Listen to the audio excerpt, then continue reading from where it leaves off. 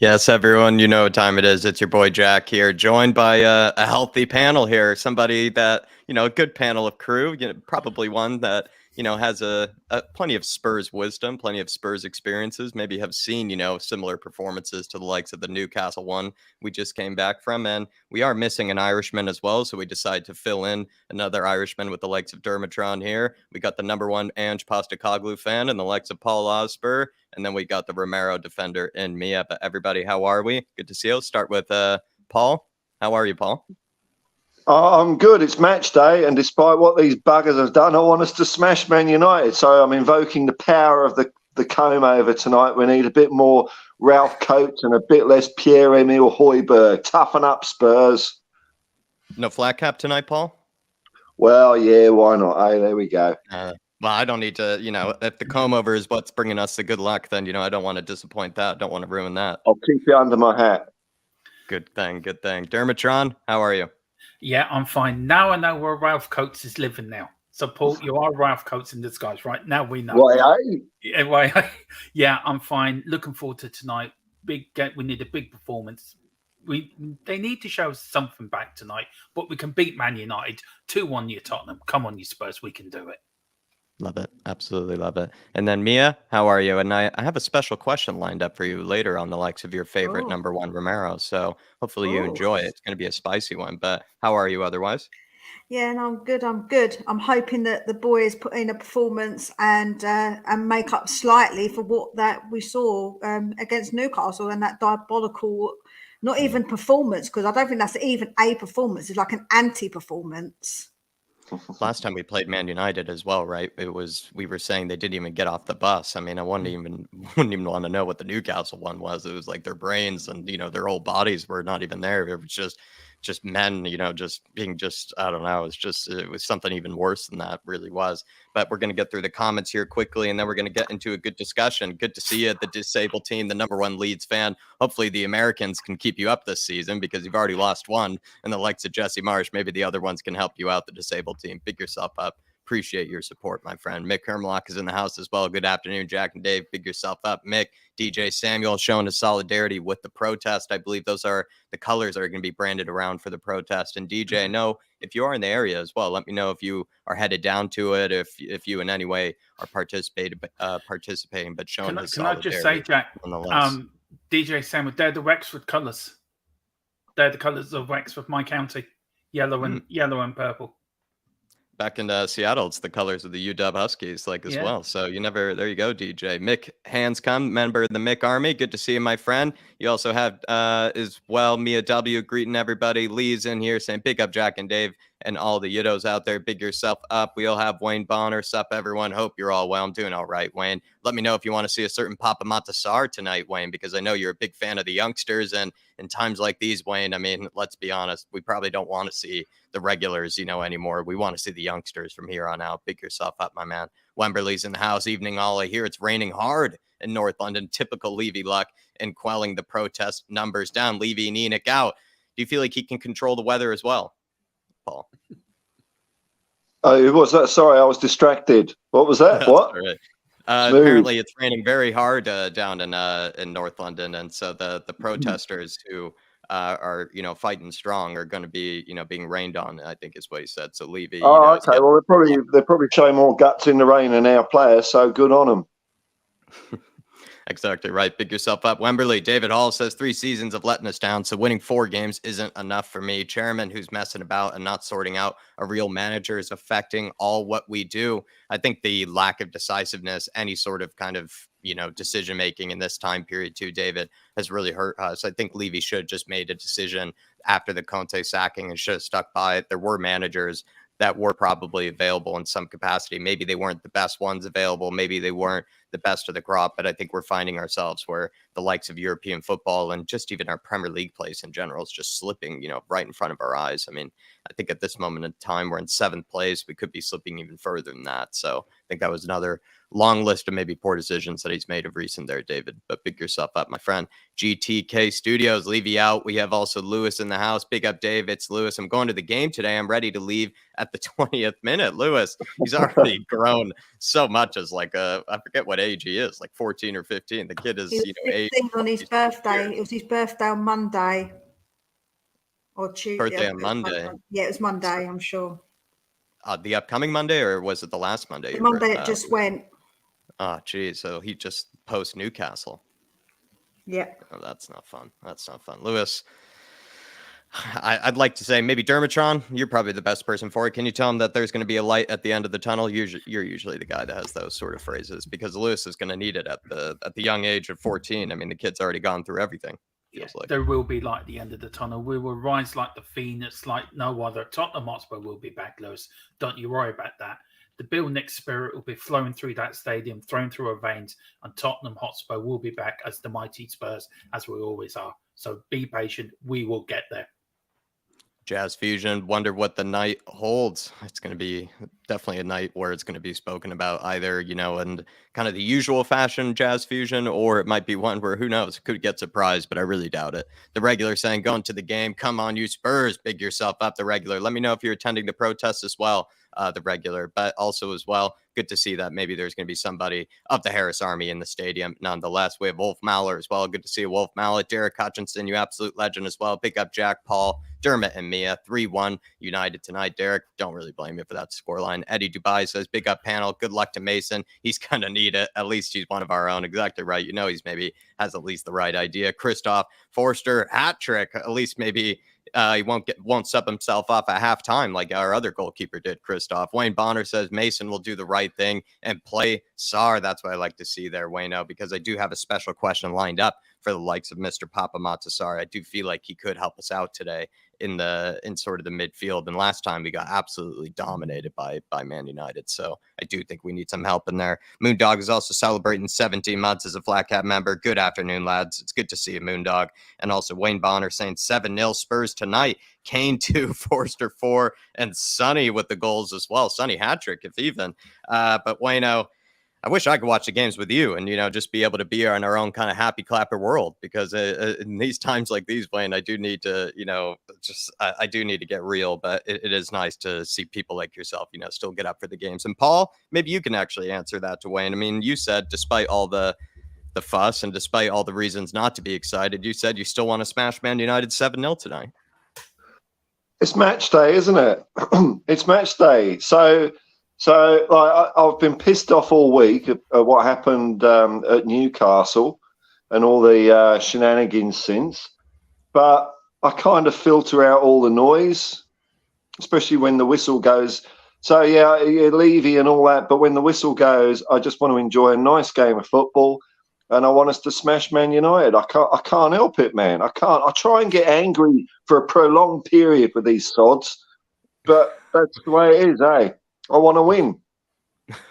It's just it's your biggest flaw, it seems like, Paul. Just we're the goldfish with Spurs. We really are. But especially with these teams too, I really do get up for it, and it's as sad as it may be. I don't expect anything of it, but I still will always watch. I almost never watch behind the couch. I always will still watch. Big yourself up, though, Wayno. Big yourself up. The likes of Wayne Bonner as well, and then Moondog here with the super chat saying, "Will the players be wearing their new shirts with a yellow streak down the back of it?" That's a good one by Moondog. Is that because they pissed their pants from the last match? Yeah, no, I think he's calling them bunches of chickens. Yellow streak down the back. They're playing like chickens. Oh, well. I know what he's getting at. It's very funny, though. I do like that. Well, Moondog, what I would say to you, though, is that there are going to be plenty of questions for this one, kind of about sort of the character of these players, and are they going to show up, or are they kind of just going to turn right over right away? And I anticipate them to give up sort of quite quickly. But Moondog, it's still going to be asked nonetheless, because it is going to be in front of a home crowd. The protests are happening pretty soon. And also, too, there's going to be plenty of pressure, I imagine, on those players after that result. So we'll see how they respond to it, if at all. but big yourself up, my friend, and do appreciate the support. And also as well, appreciate your support for 17 months, Moondog. Really big up, my man. And also Wilson T's in the house. Big up, chats. Got no idea what to expect, but just give 100%. That's all we ask. Wilson, I think that's the good fundamentals to have. Leighton Evelyn's in the house saying, what are the happy clappers saying today? Leighton, I didn't know if you saw my sub handle underneath here, but I'm going to put down your comment. And you can see right there, Jack, and it says desperate to happy clap again. Leighton, I'm waiting to happy clap again. I'm just waiting for it, Paul. I'm waiting to get a moment to happy clap again, Leighton, because when I get that chance, I will seize it. Honestly, any moment that I get to sort of believe, that there will be any sort of turnaround. As you know, Leighton, I will always pounce on it. But right now, there's really not anything for me to happy clap about. I'll be honest, Leighton. So desperate to happy clap again. That's my title right there. Big yourself up, my man. Always good to see you in here on Watch Along and Match Days. The regular showing his solidarity with the protest and is headed to the game. Big yourself up. And Leighton Evelyn saying, happy clapper FC, you're back in full force. I've tried to bring in a different panel here, but I think I got Paul online with me with the happy clapper FC. So it's going to be a front two of happy clappers tonight here. I think I'll get behind you. Yeah, make that front three. I mean, let's go. I'm sitting in behind you three in a little cam roll, so make that four. Hey, is that a cam roll of negativity? We're gonna need somebody on the Paul. We're gonna need somebody on the panel that's maybe a negative defensive midfielder or something. Is what we need. I was more thinking of a Glenn Hoddle type role. That's what I was more thinking in that sort of spreading the passes to you, Jack, and to Paul and Mia. Banging them in. Yeah. Big yourself up, Adam Phillip. That's what I thought it was when Moondog said that streak of piss as spine. Exactly right. That's what I kind of thought it meant as a deeper metaphor. But chickens, just the same. Sebas Wolf, why do we keep doing this to ourselves? Well, Sebas, I need to ask you that. And Sebas, we need to meet up this summer, my friend. And you and I need to have ourselves, a big little sit down as to why we continue to punish ourselves in this sort of manner, my friend. You and I need to have a talking to each other. Pick yourself up, my friend. Always good to see you. Please chant for the club and Mason tonight. Everybody, especially get behind the young Ryan Mason. And then Adrian Chia joining us on match day as well. Big up, lads. Team better show up or else they go bankrupt refunding these tickets to the 60,000 fans. Oh, yeah. I mean, they've kind of set a standard, I guess. And, maybe fans can continue to ask for a refund with the way that they've been playing. And pretty soon these players will find themselves sort of probably, turning things around because the paycheck will start hurting. Exactly right, Adrian. But I feel like they could have gone a little further about it. I think they could have maybe also dipped in and maybe found some sort of price to agree on for a voucher for any of the people that traveled up, a great distance. They could have gone with some sort of price that either covered maybe the majority of people's costs or maybe at least cut it in half, you would say, I think. And that probably would have also at least, I think, gone a long way. I don't really think they really did exactly enough. I'm glad they refunded the tickets. It's good to see that they answered the call. They could have maybe gone a little bit further. And I think, too, actually, all the games, too, I always feel like I see, maybe Mia, I haven't heard you in a while, so I'll bring you in on this, is that I feel like, Mia, if you're on social media and you see the Spurs social media, you always see like Kane, whichever player kind of give like a post-match kind of selfie sort of kind of rant and speech about how great the game went. Kind of wish maybe there were more of those after we lost, right? Yeah, I think the thing is about it is that I think if players come out and did that, I think people would say, oh, we don't want to hear it. They're just saying it is just words. So it is quite difficult, I think, to kind of get that balance. But what they need to do, Jack, is to show it tonight. They need to show us tonight. Words actions speak louder than words, right? So for me, it's how they behave tonight that will show if they really were hurting and if they really do want to do better. So that, to me, will show a lot more. Well said. Do you kind of know where I'm coming from on that too, kind of, Paul, where on the social media end, like you kind of maybe wish a player not always, is giving clapping emojis and things like that, after they win, maybe they sort of were a bit more front facing after a loss as well. Maybe that would also come across well. I think it depends what their staff of PR people do, isn't it? I don't think any of them do the Twitter. But I'm fed up with the back on it. Yeah, here we go. The fist on the bike, strolling around the pitch, not breaking a sweat. Gah, those training videos do my head in, man. I didn't actually want to watch them, Paul, this week. I really didn't. I couldn't watch them this week. And I kind of had my own sort of media blackout with them. It was the usual sense of non-urgency as they were just ambling about. At least they were kicking a football in this one. Well, kick is an overstatement, just bumping their foot into it. But it's a step in the right direction. At least they've got the right football in training now, the right ball.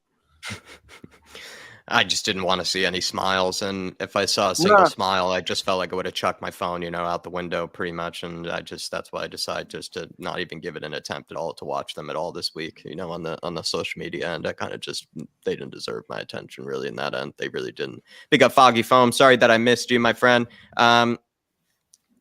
Leave his PR machine in full flow to quiet the atmosphere in today's game. Leave you out. Big yourself up, Foggy Foam. I hope the weather, doesn't play too much of a detriment, but there are a lot of people showing solidarity with the protest today. Big yourself up, Foggy Foam, and appreciate your support as always, my friend. And then we also have the likes of Wolf Mauler, member for 24 months, 2 full years. Wolf Mauler, you absolute legend, brother. And he says it's always the darkest before the dawn. He's even got a better little catchphrase than the Dermatron there when it comes to the light at the end of the tunnel. Nice one there, Wolf Mauler. 2 years of service, my friend. And also, I believe as well, you're out in the home state of mine, out in the beautiful Evergreen State too. So Wolf Mauler keeping it Spursy over there in the West Coast, my friend. And it's good to see that you're still with us after 2 years. I'm surprised that we haven't ever rubbed you the wrong way over these 2 years at any stage, because definitely it's been a rough 2 years. That's for sure. It's definitely been a rough roller coaster, and you hung on with us, and I do appreciate that, my man. But Dermatron, do you agree with him? Darkest before the dawn, or? Look, I do. I think you got to go through pain before you see any relief, and these are dark, dark times. But the blue horizon, somewhere in the distance, we can see it. We can just get a glimpse of the sun rising from behind the mountains and lifting the gloom around Tottenham Hotspur. And yeah, we will see it again. I'm sure we will. I know we will. Tottenham always come back from the dead, and we're like Lazarus. We always come back from the dead, and Tottenham Hotspur will be back. Pick up the likes of Foggy Foam, big yourself up, Wolf Mauler, 2 years of service, my friend. Send us an email or something like that, so we can have a good chat with you or something like that, Wolf, because it feels like 2 years, I feel like you've been here longer than even I have. That's absolutely crazy, my man. You absolute legend.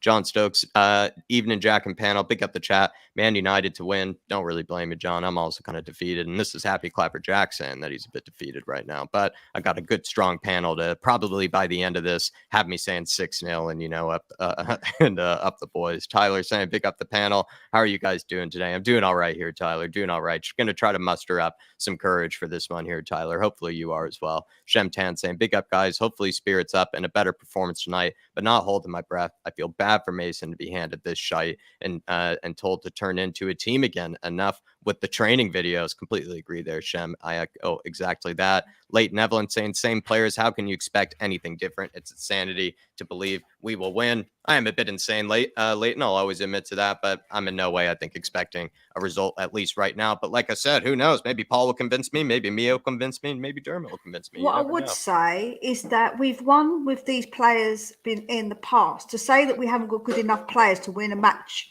in football, anything can happen, right? So that's the way you've got to see it, because there's many a game that shocks us and we go, wow, we didn't expect that result. And they're lower teams beating like a Man City. So it can be done. So I think nothing is impossible. And that's what I would say.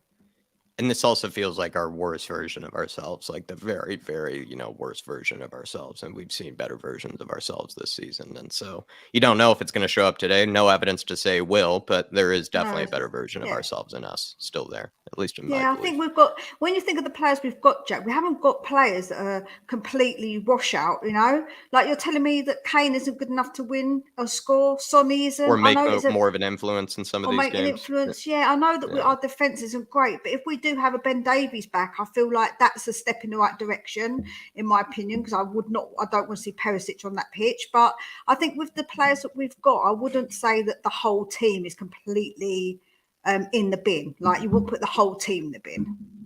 You're already starting to crack me down a little bit here, Mia. I'm starting to maybe say 2-1. Maybe you don't know. It's starting to break me down here. Maybe who knows? I'm starting to predict the win.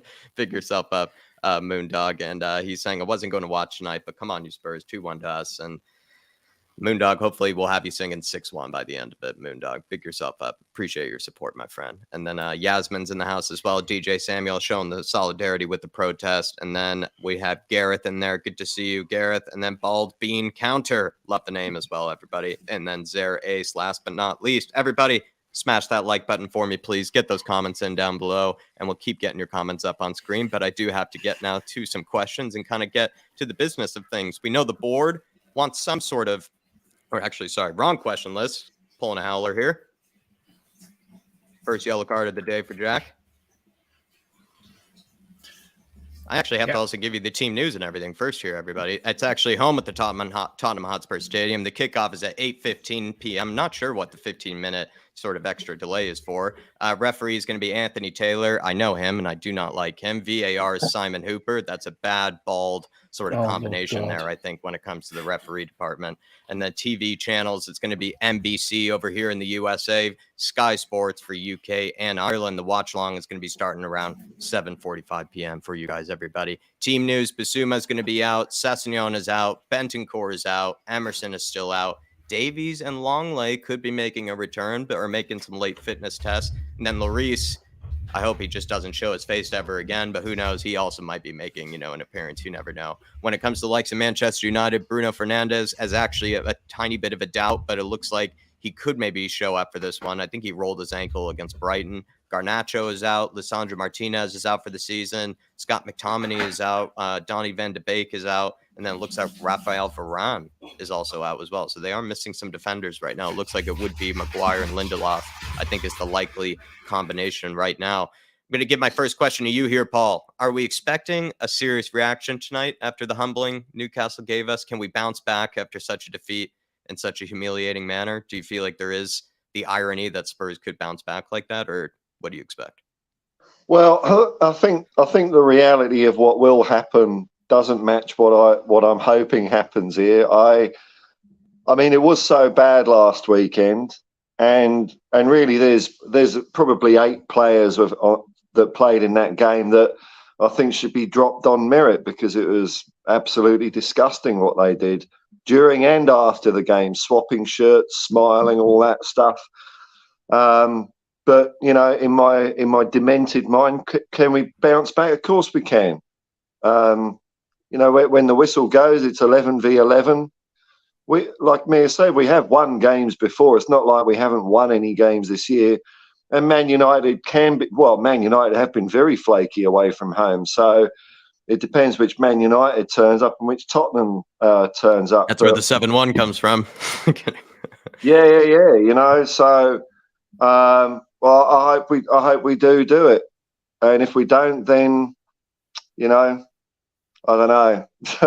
Same old shit again. But two teams that comes down to their heads. It's their mentality. That's all it comes down to. They've got the skill. Whether they've got the application and desire is another thing, man. We'll have to see.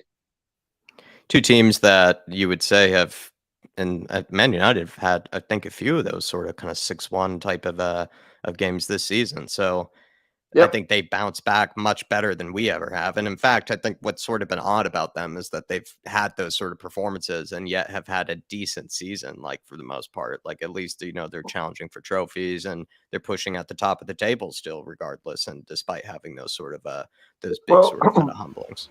I'm still waiting for us to bounce back since Sheffield United, really. I mean, we haven't really bounced back and put in a good shift since then. So maybe tonight's the night. Tottenham Hotspur Football Club, pull your fingers out.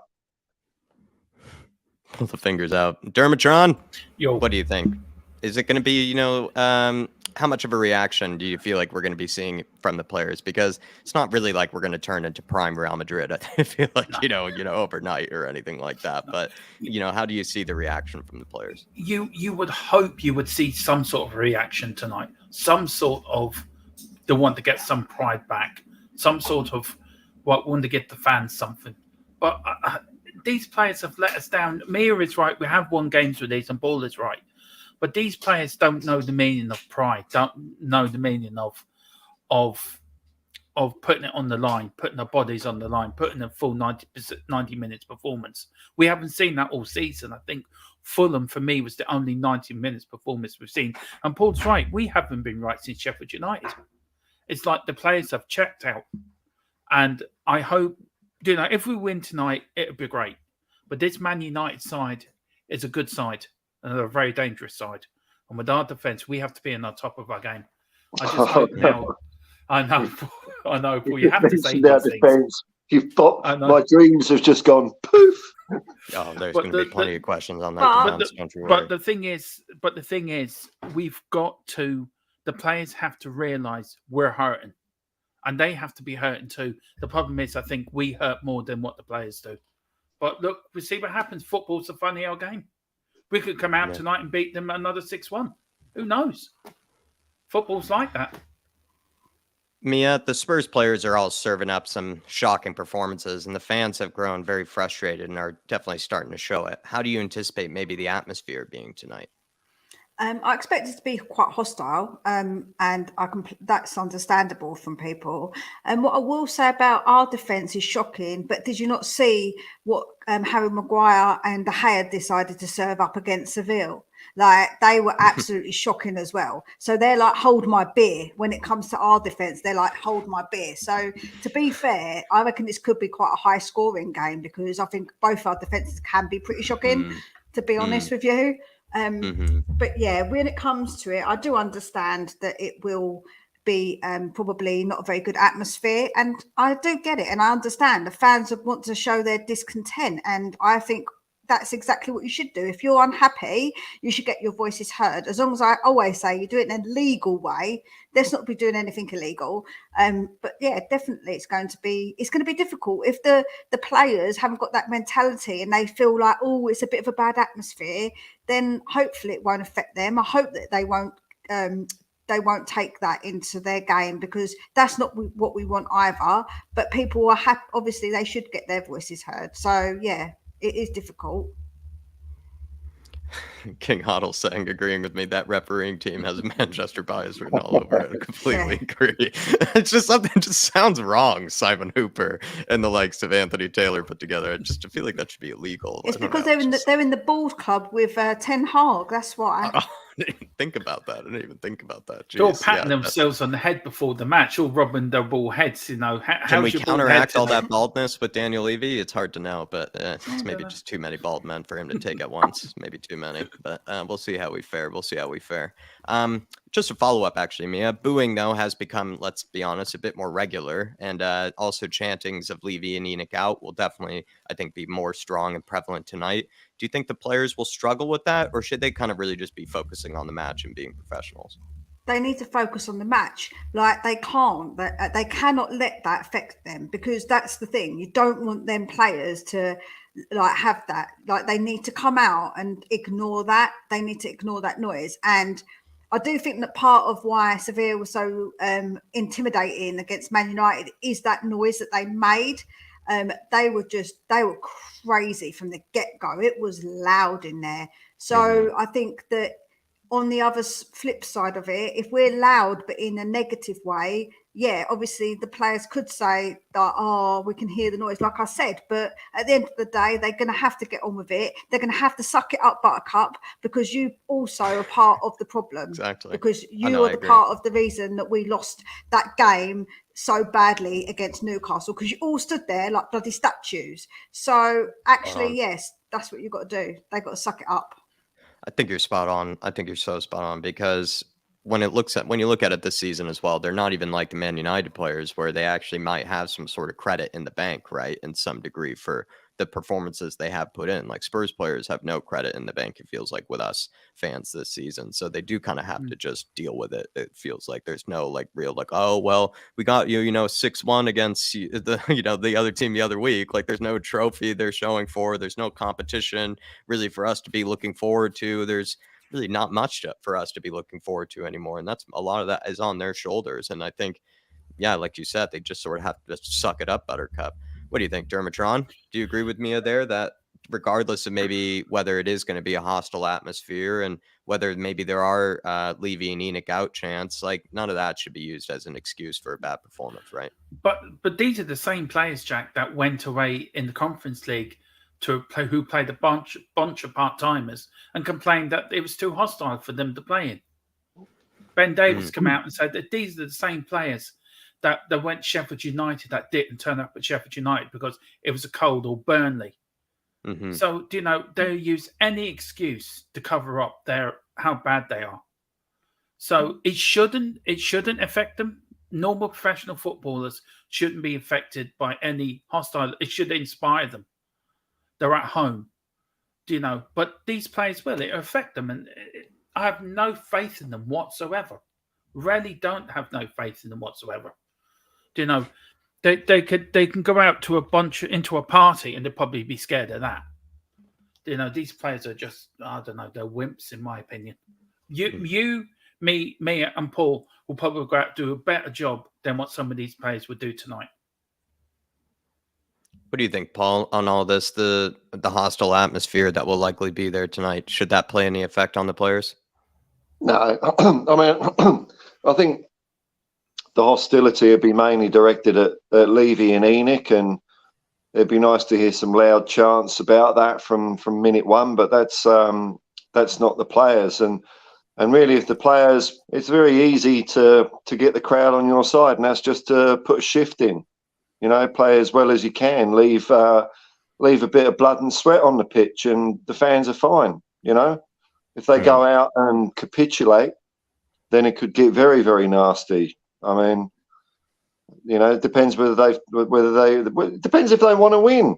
If they show any signs of wanting to win, then the crowd will get behind them. But if they just stroll around abjectly, covering their mouths, laughing and smiling, the crowd ain't going to react well to that. I mean, you look back in the 80s and the 90s. The 90s were bad, and the 80s, players would leave their blood, sweat, and tears on the pitch. If you weren't playing, Graham Roberts or Steve Perriman or, say, a Gary Mabbutt will have you up the wall in the dressing room. Why are you not pulling your weight? Why are you not pulling? You see them, you watch home matches, and they're literally shouting at the player next to them. Why did you not cover him? And this is the problem. The players of today are too comfortable around there's too many, they've got too many people in their ears. Steve Perriman said that yesterday in his podcast. Too many players in their ears. Oh, you're good. Don't listen to him. You're fine. You're a great player. Years ago, there'd be none of that. A manager or a manager would tell them straight, this is what you're doing wrong. And the players would have to listen. They don't listen now. And that's the problem. I don't know if that's true, because you look at other teams that don't have that mentality. It's the mentality of some of our players. I don't think it's specific to all football players, because you look at a Man City, I don't think any of them are like, if Pep has a go at them, I'm sure they bloody well listen if Pep has a go at them. That's the point I'm making here. It's our players I'm talking about. You look back in the day, even the 90s, how bad they were. The players, the players would go out and leave their body, blood, and soul on that pitch. Even if we lost, you knew they gave their all. The players of today, especially the players we have in this squad, don't give their all. Some of them do, like a Romero, like a Højbjerg, like a Bentancur, like one or two more. But the rest of them, they only come in when they feel like it, and it's very frustrating because. I'm going to have to disagree with you on the Højbjerg point, because I don't think he gives. I think he does patches. I don't think he's always consistent. No, I know. I can agree. Højbjerg didn't play well on Sunday. I'll give you that. But majority of the time, I think Højbjerg does give his best. He does try. No, we don't. I think it's concerning to see, though. I feel like, if anything, the whole team looked just as worse as each other. Like, it's hard to even pick out, like, if anybody at all, like, even gives a damn anymore, like some of these players, like, and that's where it's really concerning. Is Højbjerg was, especially by myself, especially somebody like me, often was praised and, given a lot of, hype for the fact that he always gives his all, he's always there, mentality and everything. And, like, can't say that, for him, the last, 4 or 5 games, to be honest. Apparently at halftime, it was Ollie Skip that was giving all the players a bollocking.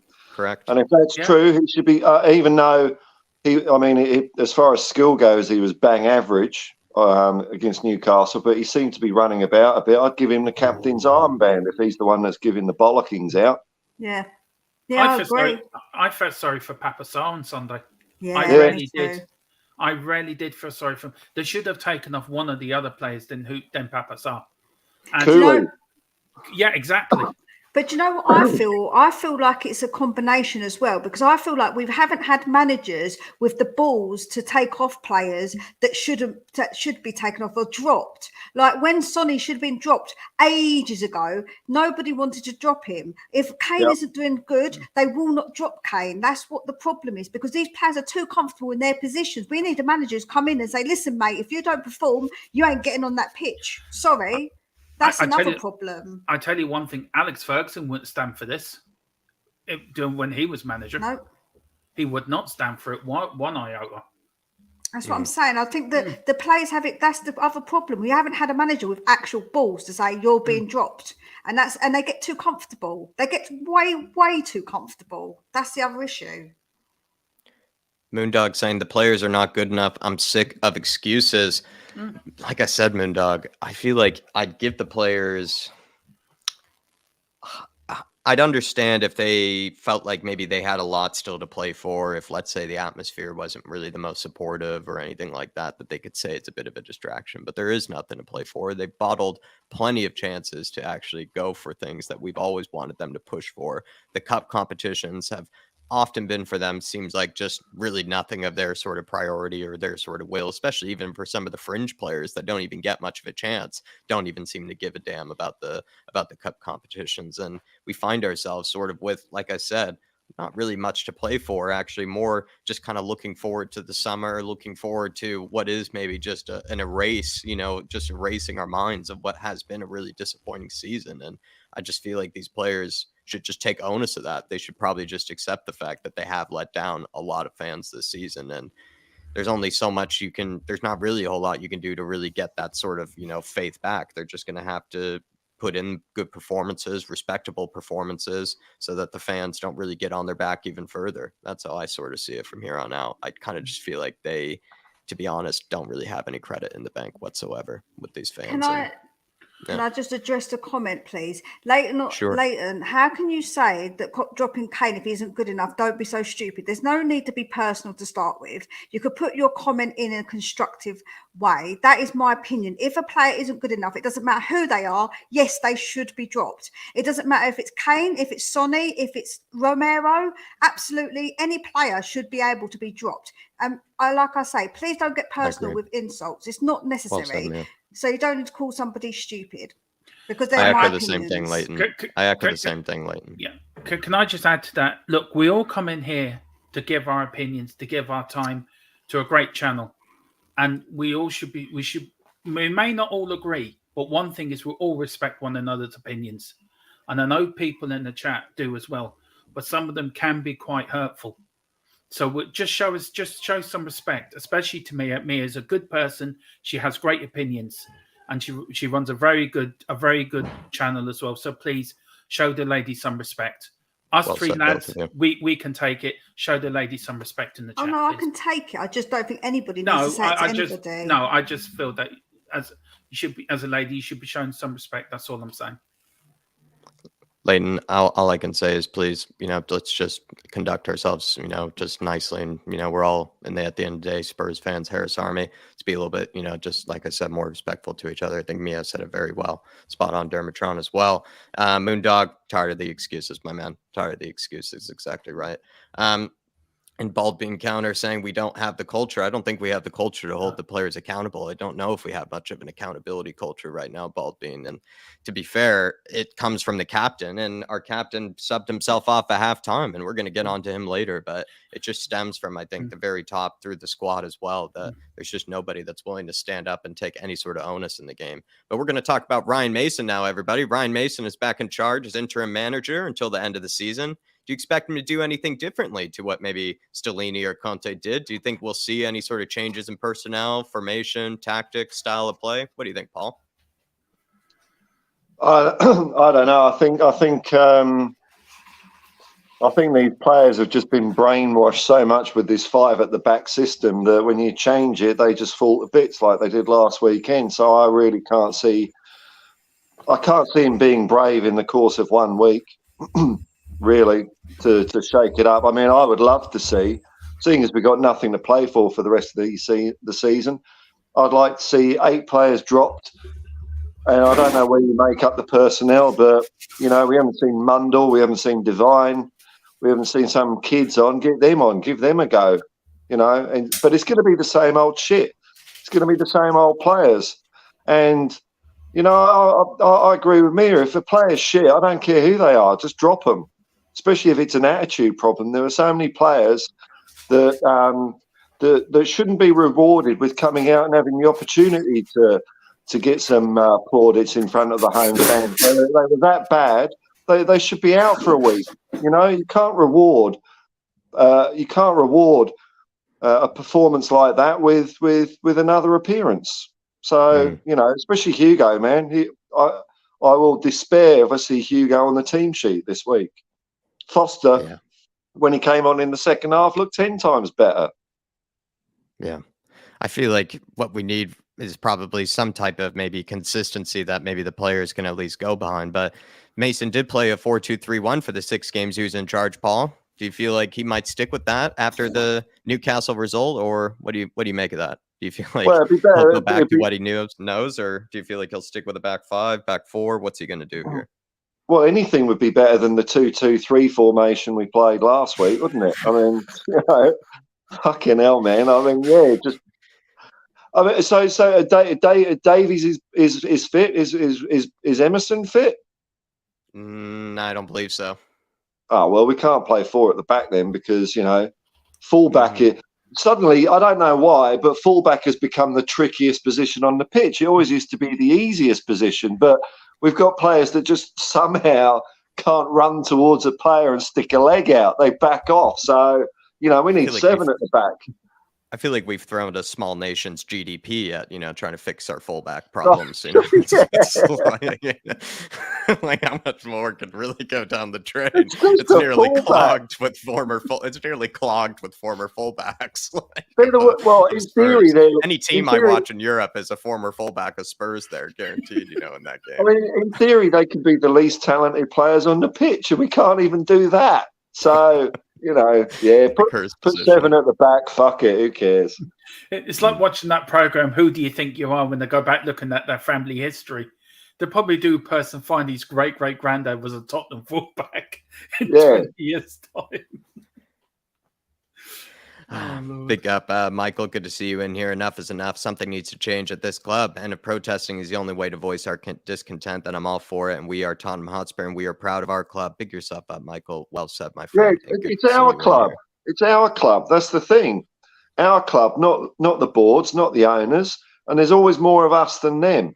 But the point on that, Paul, it's always been our club. Every time, yeah. Yeah, Bill Nick said in the dressing room back in the 60s to the players, what's it mean to play for Tottenham Hotspur? He says, one day I'll be gone. One day you all be gone. There'll be new chairman, whatever. What will never change is the fans come through them turnstiles. The day we stop going, it's the day Tottenham Hotspur don't exist. And the owners, the players, whoever works at Tottenham need to realise they need to look after us because we look after them. We give them our best. We're not getting it in return. One day we won't turn up and they'll be thinking, where's everyone gone? We are Tottenham Hotspur. All 4 of us here are Tottenham Hotspur. Bill Nick also said, without fans, we wouldn't have professional football. So it's best to play the sort of football the fans want to see and have a lot of them than play the football we want to play and have none of them. We pay their wages. We pay whatever money, we pay whatever we gain from every match day plays to pay his wages. They seem to forget that. Big up, Welsh Gal. Good to see you. John Stokes, you absolute legend. Tequila, plenty of you guys in the chat. Good to see you as always, everybody. Really do appreciate your support, putting your comments in the chat. But we're going to get to another question here on Ryan Mason. Ryan Mason has said that he would take the job on a permanent basis if asked. And at Tottenham, many want our next manager to be a young manager with fresh ideas who will commit to a long-term project. Could you see Ryan Mason going for the Spurs job down the road in the future. What do you think, Mia? I think he's got to get a lot more experience before he even comes to a club like Tottenham. Let's be honest, it's a huge job. So you'd want him to go and have a reasonable amount of experience, So definitely not anytime soon. No, definitely not, no. Paul, what did you make of Ryan Mason's sort of comments on he's open for the job? He's hungry, he says. He'll take it. He's ready for the Spurs job if it were offered to him. Well, I mean, I wouldn't expect him to say anything else, but I'm not sure who's up to it. And in my mind, experience is very important to be the Spurs manager. And let's face it, there's a guy out there with 27 years of coaching experience up at Celtic at the moment. Nagelsmann, he was coaching before Nagelsmann was shitting yellow. So we need to get all on board the Ange Postecoglou choo-choo, get out the clown car, Aruga, and go, woo! The Ange train it always can find your way into an answer, it feels like, Paul. I feel like I could ask you, about whether it's going to be a back five, or whether Sanchez is playing it somehow. What would Ange do? Work his ways in there. What would Ange do with Sanchez? Dermatron, what did you make of Ryan Mason's sort of willingness to throw his hat into the ring? Please, God, no. Please, no. If he became manager, I'll hibernate to Australia for a year. Come on over. I swear to God, I don't know. Please, no. Just either get the Celtic manager or Nagelsmann in. Go for them two. Ryan, you can stay on as a coach. Maybe in 20, 30 years' time when you got more experience. But for God's sake, please, no. It's not giving it to a 9-year-old. He probably still goes to bed at 9 o'clock every night. Oh, please, no. If they pick Lord Ryan, help mate. us. No. Everybody in the chat. I mean, it seems like you could say it's not split maybe on this one when it comes to Ryan Mason. I think he probably just said it just to say it. He probably said it as well just to give himself a bit of confidence, not make himself maybe look like a Frank Lampard or anything like that in this sort of case. I'm not really sure, but it seems like maybe he, yeah. Frank's doing a great job. Well, he lost his last 19. Hey, the Chelsea goal for the month for April is going to be a hot contest. You've got Gallagher, and that's it. They only scored one goal this month. Welsh gal saying, I'm sure he's a good guy, but Ryan is a schoolboy. I feel like one day, 5 to 10 years down the road, if he has, let's say, a few stints at a few different clubs, or maybe ideally 1 or 2, not too many, like a Frank Lampard, where he actually gets some sort of experience and maybe shows that he's, worth his sort of reputation and everything. I think he's probably got to go down a Vincent Kompany kind of route where maybe he goes off to Germany or Belgium or something like that, learns his trade over there, eventually finds his way back to the Championship or the Premier League at some stage, and then take it from there. So Ryan Mason, if you're listening to me right now, there's your career advice, from the likes of myself. We have Mia. I'm going to give you this question, if that's all right. We've conceded 9 goals in our last 2 games and have conceded the 6th most goals in the Premier League. That's 51 being the 6th most goals. And then 28 of those 51 have come in the year 2023 alone. How can we tighten up that defense between now and the end of the season? Not fucking genius, man. I said earlier I was going to send my Alex there to Tottenham and say, please just let him play because he can do a much better job. I feel like that's the only way is to actually just out the worst players that we have playing in our back line and get one of the youngsters on. Surely a youngster can do better than Dyer. Honestly, I just don't know how we're not going to ship goals when we've got him, and especially if Lloris and him it is a disaster, a real disaster. So barring out in the players and kicking them out, I don't really know. Play 10 at the back and 1 up front.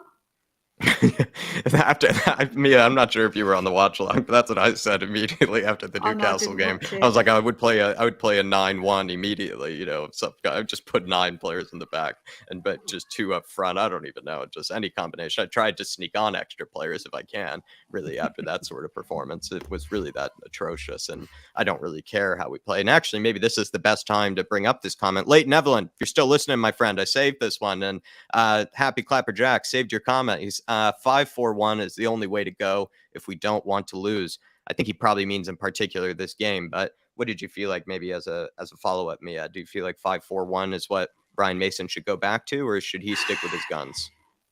Joe, I don't know if he will stick with it, because he doesn't like to tend to play like that, does he? So, although I don't know, because we haven't got the players to play four at the back. So yeah, it's going to have to me, I feel like that is one of the only ways that we can try and somewhat control the game is to have it like that. But we'll have to wait and see, because I just don't know if he's going to play like that, because you might see that as negative. And I know that in the past he hasn't played that way. So I'm not sure that he will do it, although we probably all can agree that was a disaster last week. But it was a disaster because Porro was there as well, and we had Perisic. It did not work. So I don't know. He is limited by the personnel. It's not like he has a plethora of great players to pick from. Like the Emerson thing was brought up too, right? He doesn't have maybe a great defensive fullback, either. So it's with tough. Them choices, you'd hope that he'd make a sensible choice and not do anything too silly and risk it. But as long as Joe, I want us just to try. As long as we try. I don't care if we lose 5-0. If I think they've given everything, those players, then that's different. That's different. But it's just, I want them to try, man. Just try. Don't just stand there like statues. What do you think here, Dermatron? 5-4-1, is that the route to go for? Yeah, it is. I also heard Levy's putting out contracts for builders to come in and build brick walls at each end of the goal line. So they definitely tired of seeing so many go in. Yeah, go hydraulic in. walls. Yeah, that's it. No, I think Leighton's spot on there with the 5-4-1. I think that would work. Look, whatever we do, we just haven't got the players, have we? He's limited by what he can pick. Whoever thought anyone would say we actually are missing Emerson? I mean, whoever thought we would ever say that? But this save Emerson. Say bring back the Brazilian wizard. But it's going to be whatever he plays. Amir is right. The play's got to give 100%, whatever formation we play. But I think the players have checked out already, and I think they're just going through the motions. But Jesus, put performance in tonight, lads. Give us something to hang our hats on. Yeah. Longley and Davies made the bench last match, Paul. Could we see a return of either one of them? Well, it is underwhelming, I think, to ask this question. Do you think there's actually maybe a chance we'd be a much better team with one of them maybe back in the lineup? Well, I suppose Davies at left back would be better than Perisic. I don't want to see Perisic on the pitch because he was one of the shirt swappers after the game. So, Perisic and Richarlison both swapped shirts. They wanted a memento of that 6-1 shellacking, for their personal archive. So that really was like a kick in the bollocks for me. It just showed they didn't care. I suppose if you're playing three in the middle, then Longley, Dyer and Romero. But I mean, that's the best we've got. I mean, it's a sad state of affairs, isn't it, really? It's horrible, It is an actually. underwhelming question. But I'll be honest, I said it in the watch-along, Paul, when I saw Longley go out injured, and we found ourselves, with Davies and Longley out, as well as other defenders and whatnot, and Emerson, I was just like, who knew that our season rested on Longley and Davies being healthy? Everything crumbled soon after. Yeah, I mean, look, Sanchez didn't have a bad game last week, although, maybe that boo has clicked him into gear. Maybe it's done him good, but maybe being as far away from the Spurs stadium as possible up in Newcastle. Yeah, maybe because there's only 2,000 people booing him up in Newcastle. Maybe he just didn't fold as much. But no, I mean, our defence, whatever way you slice it and dice it, I mean, Davies is kind of adequate. Still not good enough, but I mean, he's a better fullback than Perisic. I'd like to see us move away from this wing-back system, but we just have got 7 wing-backs in the squad on loan and at Tottenham at the moment, so we're stuck into this 5 at the back style of play for the foreseeable future, unfortunately. Can I ask you all the question about this Tottenham? Do you think this is for everyone? But do you think the Spurs players are scared of playing at home? So when they do play away, there's less pressure on them. and they can actually play better. Do you think playing at home at the moment this season is having a negative effect on the players with all the atmosphere and everything that's going on? No. What do you think, Mia? They're crap anyway. Like, we're crap away and we're crap at home. I don't think it makes a blind bit of difference to those absolute bellends. Especially after recent performances. Yeah, they're playing so poor, right? They're playing so poor right now, Dermot. It feels like if they even had, if they had nobody on the pitch, just 11, just 11 players on a pitch, feels like they would still score an own goal or like something like that. Just passing it around.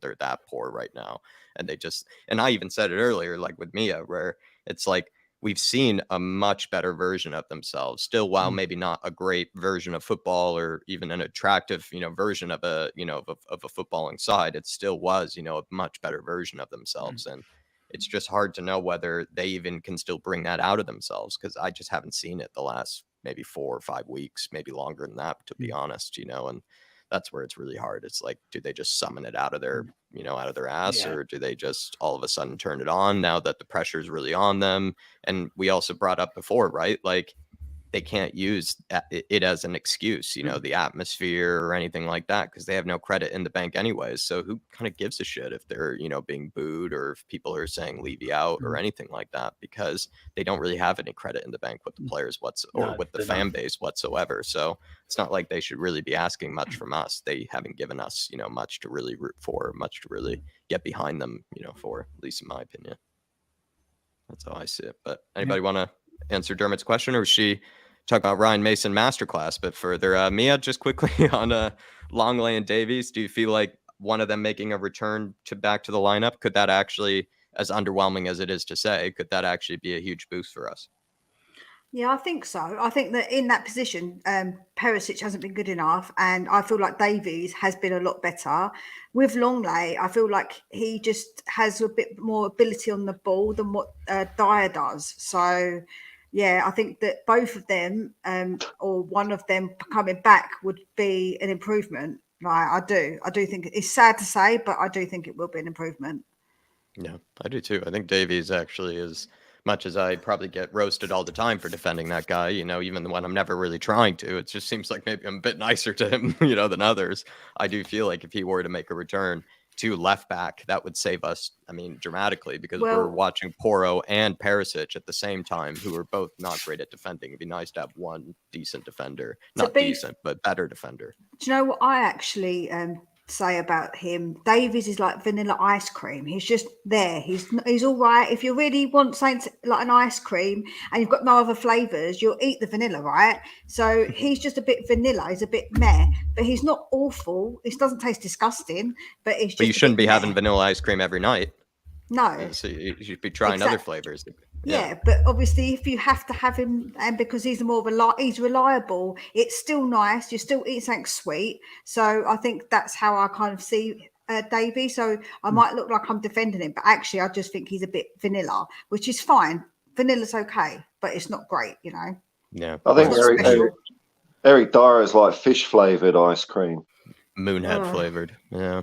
Moon boots. Yeah, I would say it's probably more like something else that comes out of my dog's behinds, but yeah. Yeah, shit flavored is what he is. I'll say it. Pick up the Phil Coys, Phil Army. Good to see you in the house, my friend.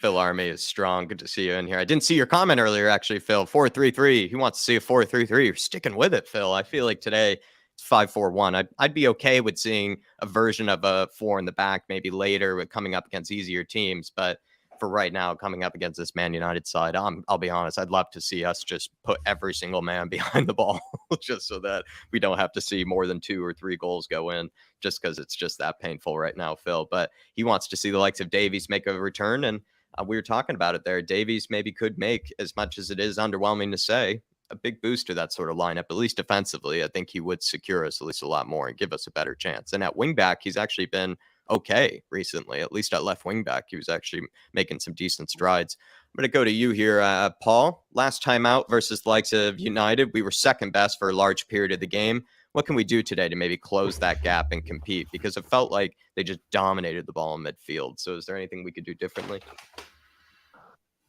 Well, I don't know, short of some sort of satanic black mass and sacrifice, I don't know, we didn't even get off the bus last time. That would help.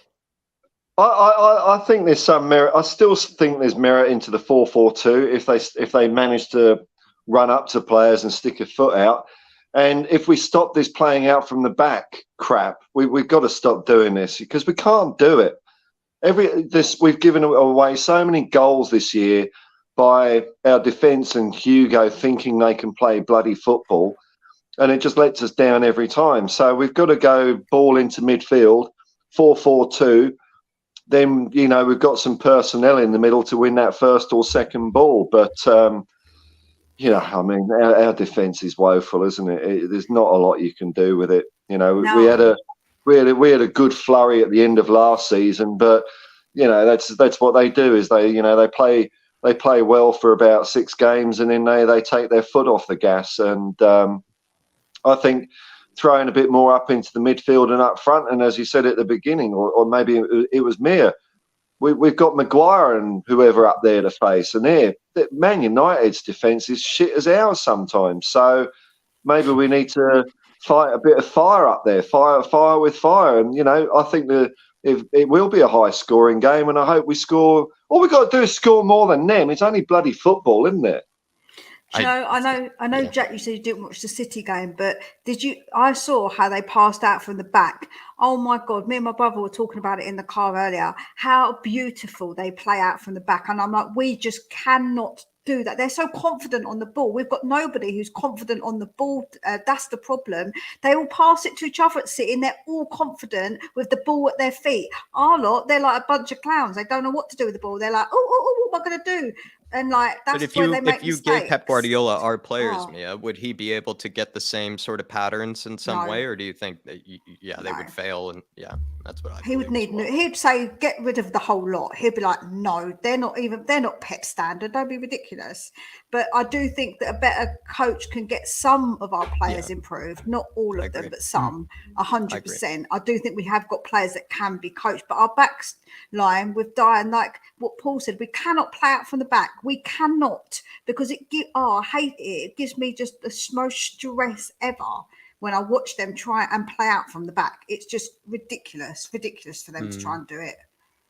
Yeah, it feels like, as well, where a game like United, where they would absolutely have done their homework on a team like us, where they have top 4 on the lines, they're pushing really hard. They definitely did a big sort of deep dive in how they can sort of expose Spurs. And I mean, look at the way Newcastle United just tore us apart. I'm pretty sure they were looking back at some of the ways that they could tear us apart in a similar manner, especially regardless of whether it's a back 4, just isolating certain players, noticing what mistakes they make, kind of commonly, like, especially if a Lloris were to play again, he often is kind of taken advantage of. It feels like anytime Lloris is in goal, it feels like they're just firing shots galore, at him because they know maybe he's not going to make, maybe a consistently good save, right? More likely actually to make a mistake from time to time. I don't know. It feels like teams are doing their homework on us. And it's not even just tactics for me, Mia. I think it's just personnel as well. Like they're targeting like certain personnel that they know will make a mistake. Yeah, no, that's it. It is definitely the personnel, but obviously the tactics do come into it. Like when you watched, again, I'll go back to what they did yesterday. Pep changed it up last night and it took Arsenal completely by surprise. So it'd be nice for us to come out tonight and take Man United by surprise, us do something a bit different that Man United couldn't have done their homework on because they did not expect it. That's what I would like to see. Just something a bit different, just to surprise them. So then they didn't do their homework. No Lloris, no plan out from the back. Let's just go old school and play a long ball over the top. Just try that for something different. Like I literally will take anything right now. Would you take a team of Ben Davies's? Says Tequila. Would you take a team of Ben Davies's? Is that better than what we have right now? Oh, geez. A team of just 11 vanilla defenders. Oh, geez. Oh, Tequila. What an image. What an 11 Ben Davies's in one team. Joe, it reminds me of in Harry Potter, when they all dress up as Harry to try and divert Voldemort. That's what it reminds me of. All the Harry Potters, it'd be like loads of Ben Davies on the pitch. I just want to add something on what Mia said about playing old school. Do you know, football is a simple game. It's not difficult. I mean, we had it for years under Jack Charlton here in Ireland when we weren't the greatest international team in the world, but he had us playing simple football, route one. Up there, pump it up there, and just put them under pressure. Put them under pressure. It's that exactly. Put them under pressure. It's simple as that. That's all we have to do. It's something different. Football isn't difficult. Football is as simple as walking out the door. If you just pump it up there, your players put the other players under pressure, they will make a mistake. And this playing out for the backlark is doing my head in. We cannot do it. We haven't got the players to play out from the back. We haven't got a goalkeeper who's good with his feet. Our back three, well, Dyer isn't good with anything apart from showing where people can park in the car park. Do you know, our midfield is as useless as two old ladies going down to the gym. And then our front three are just clueless. Just two old ladies are going to the gym more often than me. So, just to push back on that. But yeah, fair enough. But the point is that it's so simple. And we did it for years. And it's so simple. Put it up there and put them under pressure.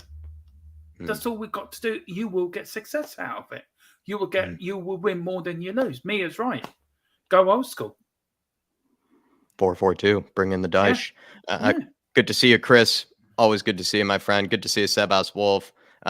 Pretty sure there's some other new faces. John Campbell, Nick Carey, Stefan Blois. Always good to see you, Stefan. David Pincus, Phil Army, as I brought up earlier. Good to see you, Phil. James Hunter, and then the Tottenham Hotspur fan, and M Spurs and Tequila. You absolute legend for that Ben Davies comment. But everybody, keep smashing that like button, please. Keep getting your comments in. And if at any stage you want us to stop and maybe bring up something that you feel like is on your mind that needs to be addressed, feel free to throw it in as a super chat. But I'm doing my best here to keep getting your guys' comments up on screen. I think the last time out versus Man United, Paul, we allowed them an incredible 28 shots that day, which is 3 more than we even gave Newcastle against the Light on Sunday. Is there a concern that maybe we could be on the end of another humiliation tonight? Sounds obvious, but well, I'd like to think not, but our track record against Man United hasn't been really great recently, has it? I think it's been about 3 or 4 years since we've beaten them. Not that we haven't shown up in some of those games, but they just seem to have the knack of getting over the line against us, and we have put in some pretty poor performances against them as well. But I'm just hoping for a good game of football that I can smile while I'm watching. That's as much as I can hope for at the moment. We'll know within the first 5 minutes if we're going to get our ass kicked or not, won't we? I mean, we knew after a minute against Newcastle. Anything better than that is an improvement. That's how sad it is at the moment, isn't it? If we don't concede a goal in 2 minutes, it's a better performance than last week. Fuck me. Well, do you know the stat is in the last 5 games we played against Man United, we've only won one of them. There you go. Yeah. So that's not good. Chris, I completely forgot too. It's actually Chris is up in Newcastle, so he had to really go through it this week as well. Chris, I mean, geez, that's Chris. Just. I work from home week. I imagine, Chris, is what it was. I bet the flu just all of a sudden came over you, and you just had to work from home that week. Is probably what I would have pulled that move. Like in school, maybe I probably just would have pulled a sick week. But pick yourself up, my friend. You were going to say something though, Dermot, I believe. Yeah, I think was it the 6-1 that was our last win against them. I think that was our last win against Man United. I think it was, yeah. Behind closed doors, right? Behind closed doors. And look, we've got to show something. And Paul is right. We'll know within the first few minutes if the players are up or not. And look, if we're not, then the fans will turn. And they will turn massively tonight, I think. I think the fans have had enough. I think enough is enough now. I think we're the only club to sack a manager, to bring in his assistant, to sack the assistant, to bring in his assistant. I mean, we're a joke of a club at the moment. We are so badly run. We're like a circus. And do you know, we've got them players have to show something tonight. That team has to show what it means to play for Tottenham Hotspur. Leave us with something. Look, we've got 6 games left. The last 6 games give us a little bit of pride. And let's go into the summer, shake this season off and start again. New manager, new broom, let's go. But yeah, Paul is right. Within the first few minutes, we'll know. And if they do lose tonight, God help the players on that pitch, because then fans will turn massively.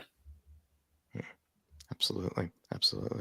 Mia, I have a question for you here. Tottenham have won one of their last 9 games against the top 7 this season. Is this a representation of tactics or quality of players?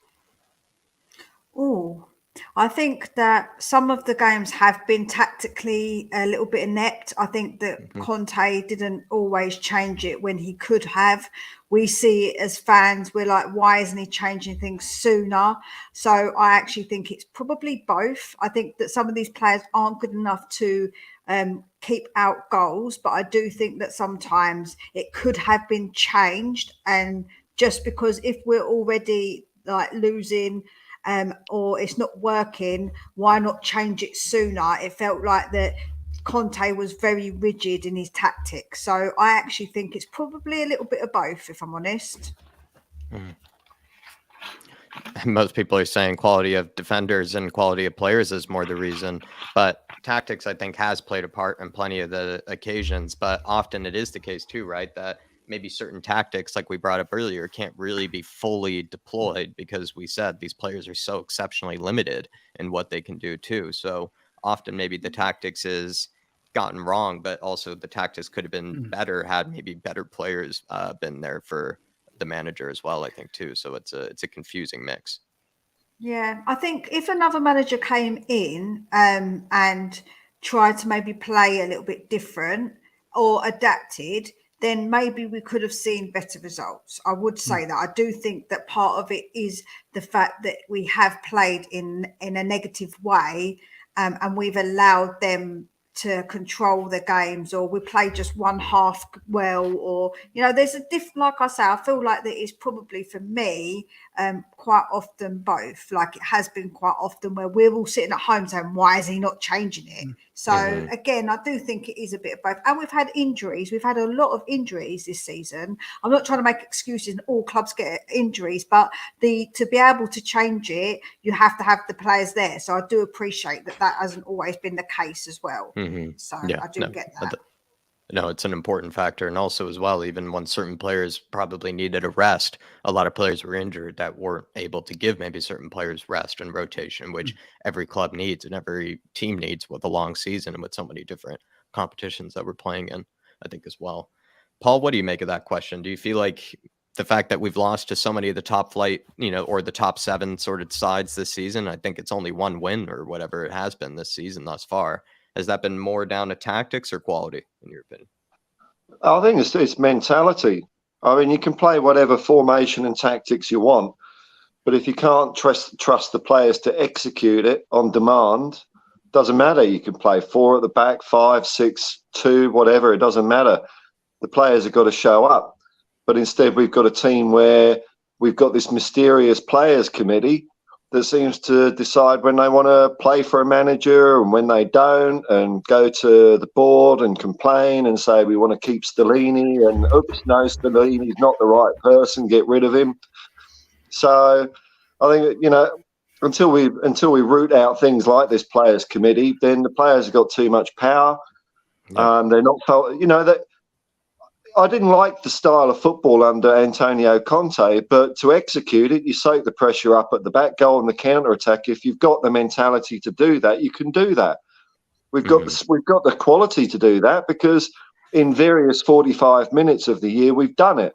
It's just in the other 45 minutes we've been shit, and in a lot of 90 minutes we've been shit. So the players have just got to, I don't know, they've just got to humble themselves a bit. They're not the kings of White Hart Lane at the moment.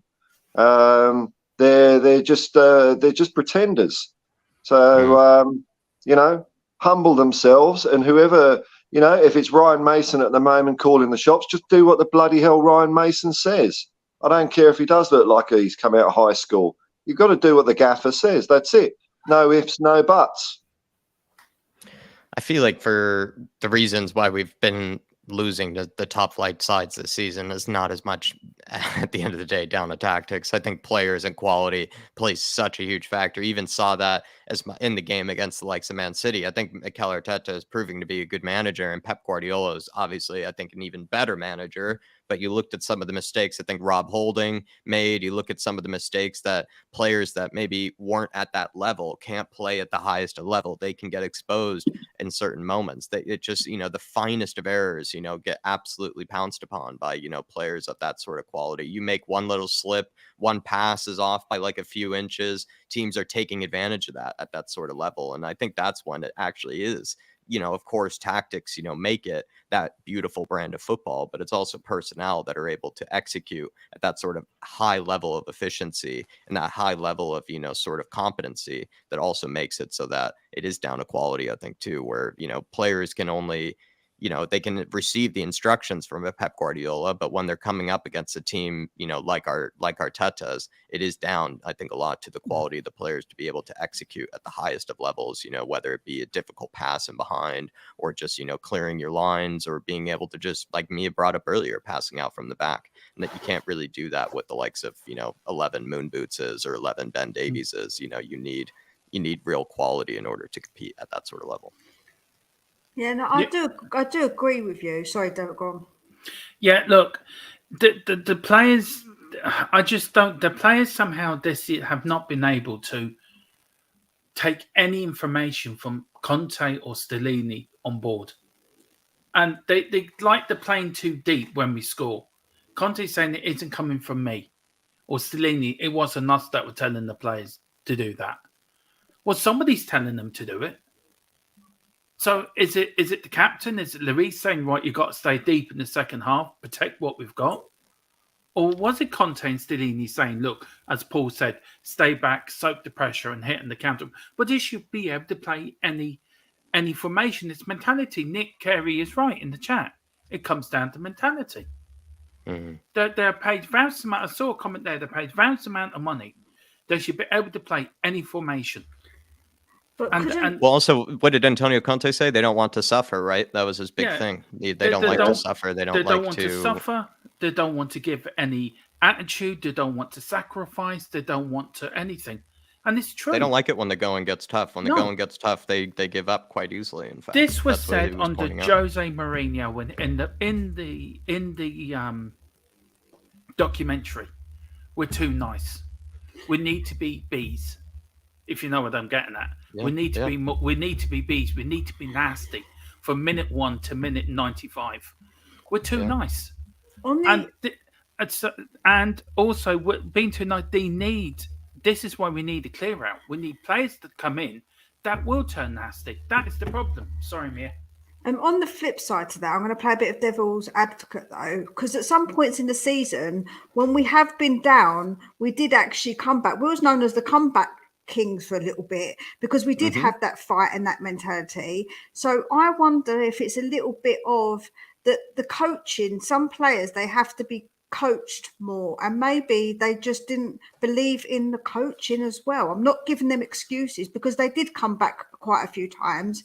So I wonder if it is a bit of that, which is wrong. Honestly, I'm not trying to defend it, and everything Conte said was on point and he 100% was spot on, and I'm not giving excuses at all, but I'm just trying to play a bit of devil's advocate with maybe situations that have gone on. But it's all a mess, basically, isn't it? Let's be honest. It's all a complete and utter mess. And to be honest with you guys, it starts from the very top. A football club's mentality starts from the owner, down to the director of football, down to the manager, down to the players. It's like a filter system. Steve Perriman said it in his podcast. It's like a filter system. It starts at the very top.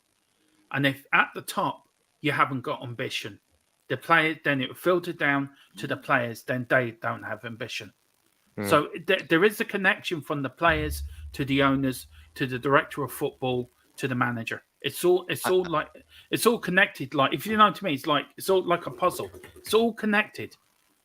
I can get with that, Dermot, but what I would say is I don't think the players deserve any excuse of any kind, like as if Daniel Levy is somehow Jack. Like clouding their brains or their judgment or something like that. That's I think also they should be accountable for themselves. Also, given that they're very well paid, they're very well taken care of, and everything. So pretty much everything should be, for the most part, football focused or football related. They shouldn't have this sort of continuous, case where we've seen no improvement, no desire. You look at the likes of Emerson, who spent nearly, like $1 million on his own body to try to keep himself, in the best of shape and improve himself and etc. We don't see that from Sanchez. We don't see that from Moonhead. We don't see that from certain players. So I agree with you, Dermot, but I also don't want it to be the case that the players are given some excuse that Daniel Levy is like brainwashing them, of ambition and everything. It's not an excuse. I agree with you, but I'm just making the point. You look at Liverpool, you look at Man United, when they won something, everything was connected. Them players do not want to be connected to anything bar themselves, not even with the fans. Actually, David makes a good point here, saying look at the mentality of Newcastle players before Howe took over, and it does take, half of them are still there, and it takes coaching. So if you have a good coach for some of these players, I don't believe that all these players are uncoachable. Absolutely not. Like, I do think some of them are, but I don't think the whole lot of them are completely uncoachable. No, I agree with that. No, I agree with what you're saying, Jack. I really do. But just the point I was trying to make was, to be successful, everyone's got to be pulling in the same direction. The players are not pulling in the direction. This is their 5th manager with this squad now since Poch left. And the owners don't want to spend. The director of football, we haven't got one because he was caught doing dodgy crap. And the players don't want to play for that manager because they don't like the training. It seems that and the fans, then the club's not connected with the fans. The fans are disconnected from each other. We are such a mess at the moment. This club is in turmoil. We need somebody to come in with some sort of winning mentality and say, right, bang everyone's heads together. You're coming in my direction. If you don't like it, there's the door. And Mia's right. We need a strong manager. Whoever getting next, they need to come in there, whether Alex Ferguson or a Graham Souness or a Dave Mackay or a Graham Roberts type of attitude. You follow me, you're staying. If you don't follow me, you're out the door. And he's got to be allowed to do his job. He's got to be allowed to run the football club in his image. And what were you going to say there, Paul? Sorry, Paul. I saw a comment there by, I think it was Shem Tam, saying, excuse me, that even if they don't put a performance in, the players just don't get dropped. It's an old boys network at Tottenham. It's the players committee. Eric Dyer doesn't get dropped. Hugo, you can bet your ass if he's fit, he's going to be playing tonight, which is outrageous. He should never have got his place back after, because Foster didn't really put a foot wrong. He looked kind of solid, not outstanding, but way better than Hugo. But Hugo steps right back in. So there's no meritocracy at Tottenham at all. These players, especially after last week, should be shitting themselves as to whether they're going to be on the team sheet or not. But they know they're going to be on the fucking team sheet. It's a disgrace. Yeah, I completely spot on with that, actually, there, Paul. Can I give you a follow-up, actually, question here, Paul? Do you feel like, considering this is completely off topic, though, but I do need to ask this because I think it's, if any Man United fans are listening, I'm curious maybe what, your answer is going to be on this. He's been linked to the likes of Man United, Mr. Harold Kane. Do you feel like he would fit into an Eric Ten Hag system? I'm falling out. Considering he didn't like Ronaldo, right? Who didn't press and, had a bad attitude. It's not like Kane would have bad attitude, but he didn't press and things like that. Would Ten Hag maybe not actually like Kane? Well, it's lucky. It's lucky David's not on this stream because I am falling out of love with Harry Kane a little bit. And part of me, I accept the amount of goals and where we'd be without him, and he is our best player. But part of me wouldn't mind if he goes purely for the fact that, I saw his name's on that player committee, which says to me, much though he's done for the club, is Harry Kane part of this cultural problem that we have? And, he did hurt me quite a bit. Remember, he completely down tools when we had Nuno. When we didn't let him go to Man City, he didn't play for 3 months. So unfortunately, he is one of the players that plays when he decides to, which luckily for us is a lot of the time. But I don't know, is it time to move on? It's a tough one for me, Oh, geez, wow. You're really breaking it down here when Dave is left. You're holding some internal feelings, Paul, that maybe you haven't expressed before on Mr. Harold Kane. I'm sorry. I know. It's just I kind of put that performance at the beginning of last season to one side because he did come good.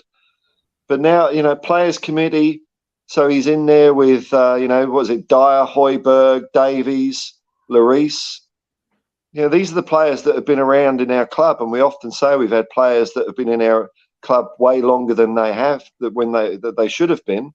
And I've given Harry Kane a pass because he does score so many goals. But I don't know.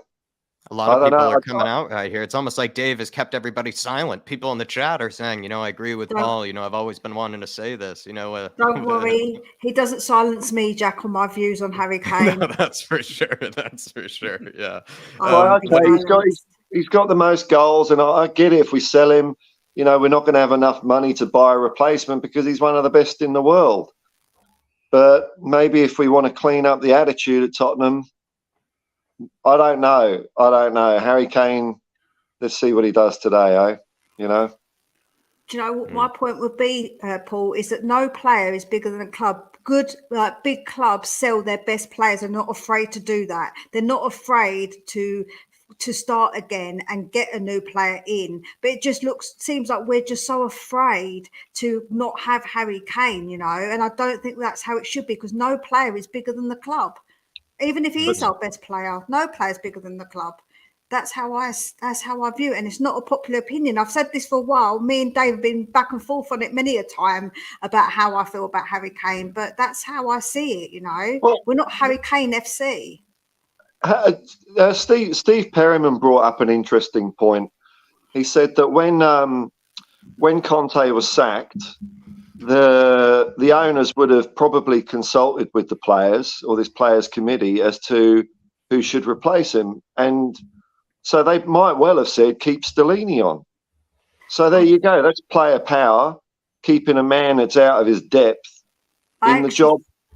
I think it was Paratici actually that advised Levy to do it. From what I heard, it was Paratici who said to keep him on. I suspect he would have asked the players, and then when it went wrong, the players started saying, "Well, we've got to get rid of Stellini." So I don't like it.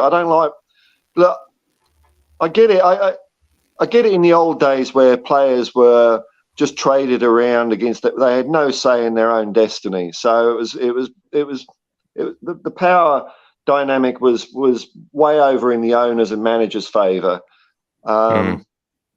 Too much. Players did get exploited, whereas now I think players have too much say and too much power. The way I see it with Harry Kane is, maybe regardless of the player power and everything, with the points you brought up, which are interesting points, to be honest, and the player committee as well. The way I see it, though, is with Harry Kane is that he finds himself where we can't exactly add on all these other things to do this summer. Like, we have a defense that needs full-on surgery. We basically have no limbs at all when it comes to the defense. Like, we need huge attention to be brought there, and it feels like I've kind of brought up before, it's like you have a big surgery due on your legs, Paul, and then you're deciding to sell your kidneys to pay for the surgery. It just feels like you're creating a separate problem by selling Harry Kane this summer. That's how I see it, where I get it, like, you do have to imagine a life without Harry Kane. It's something we all have to come to terms with at some stage, and it's something we should probably already be preparing for as a football club at some, in some way. But I'll be honest, with so much we have to do this summer with that defense, it just feels like selling Harry Kane is such an extra distraction that would really, affect what is really needed to be done first, and that's fix that defense and the goalkeeping position as well for me. But we can do all of it, Jack. We've got 6 weeks to do it. It's not like we can only sell Harry Kane in this window. You can sell Harry Kane and sell the other players and get players in. Like, we're not limited. And if we get the money for him, surely, if he won't sign a contract, why keep him if he doesn't want to be here? Yeah, it'd be a busy summer, Mia. Yeah. I just want to add to the point. Sorry, Jack. I know you want to go to the question. I just wanted to point on to what the Harry Kane thing. Look, over the years, we have sold big players before. We sold Jimmy Greaves. When he left, he was a big goal scoring machine for us. Martin Shivers took his place. Then after Martin Shivers, we had Steve Archibald and Garth Crooks. I can remember when we sold Glenn Hoddle, our greatest player ever to put a Spurs shirt on in my lifetime. devastated when he left. But we moved on. We moved on from that. Harry Kane's been a great servant from a club, leading club goal scorer. Look, if Harry wants to go, I won't begrudge him to go. If he wants to go and win a trophy, fine. I think it's right for him to go. We will buy another striker, and we'll find another hero to follow, another person that will fill Kane's boots. It will happen. Big players have gone from us before. Other players have come in, taken on the mantle, and we found another hero. So, if Harry goes, thank you, Harry, for all you've done. We love you. We respect you. You're a legend. You always will be a Spurs legend. Move on. But if you want to stay, sign a new contract, then sign a new contract. Don't keep us hangers on. Don't treat us as mugs. Come out. You want to be committed to your career at Tottenham, or you want to go. Just tell us one way or the other, and then we can all move on from the Harry Kane movie of is he, won't he, will he, won't he? So, Joe, as well, I don't understand this mentality when people say, "Oh, I hope he goes and wins somewhere else." No, as soon as he don't wear my shirt, I do not want him to win nothing at all. I hope he loses. I'd be happy for him, but I don't want to see it. I don't want to see it. Like I hope it happens as far away as possible. I hope it happens over in the MLS or like something like that. But I'm perfectly honest. Like I just really don't want to see him win a Premier League. Even with Man United, it still wouldn't make me feel good, especially London. If he went to any London club, it would be disgusting to see. And it'd be some crack though if he left and we won a major trophy next season. And he does that not just no? Because that just shows that we didn't need Harry Kane to win something because he didn't have the mentality to push us over the line. But you can say my that point is proven. You can say that. Look, Harry Kane's a legend. And Harry Kane has, without Harry Kane's goals, we wouldn't have got top 4. We wouldn't have got. That's his job. Yes, it is a striker. But the point is, Mia, Harry Kane has saved us on more than one occasion. Yeah, so he has. I think we need to show him a little. Sorry. I'm going to kind of end the Harry Kane part here, and I'm just going to say to Philly that, I brought out a lot of emotions on the Harry Kane, since Dave isn't here. It's, my rules, and bringing a bit of the therapy out. Everybody's unleashing, all this Harry Kane pent up, feelings and drama. It seems like here, Philly. Everybody's coming out saying, I always thought this about Harry. I always thought this, no one ever wants to say this. It's destruction. It's chaos. You're the Stellini of the IrishHotspur, and we're all playing up now. He'd be sending this to Dave later and the little clips of all of us saying this about Harry Kane. Bring it on. Right. I'll take Dave on any day about Harry Kane. No worries. Mia, I have a very special question lined up for you about Romero. Here it is. Your man Romero looked like his birthday today, so happy birthday to Mr. Romero. Feliz cumpleaños. Romero looked like his worst version of himself, though, let's be honest, against Newcastle, though, Mia. And Twitter, I saw a little debate come about where they're kind of starting to say that maybe he's a little bit overrated by the fan base. After maybe such a bad performance against Newcastle, how do you see him responding on his birthday here today? And what do you make of the fact that some people are thinking his mistakes are a bit overlooked by the fan base? I think he has definitely not been great this season overall. I think he's had good moments, but I don't think he's been as good as what he was. I don't know what that is down to. We know that he is a good player. He's won a World Cup. He's played in, obviously, won the best defender when he was playing at another club. So I think he is a good defender. But I think that this season, he just hasn't been he hasn't been good. No, he hasn't. I'd like to see him under another manager. I'd like to see him someone maybe who can coach him and maybe somebody better next to him to see how he would be with somebody better, a more competent person next to him. I know that's like a bit of an excuse. People are going to say I'm making an excuse, but honestly, I feel like he hasn't been good enough. But I think he's young still, so I think that it is possible to improve him. That's what I would say. Yeah, I feel like what he needs is someone, better next to him. But maybe it is the case. Do you feel like, Paul, that Romero is perhaps, some of his mistakes get maybe not as analyzed as much as maybe when an Eric Dyer makes a mistake?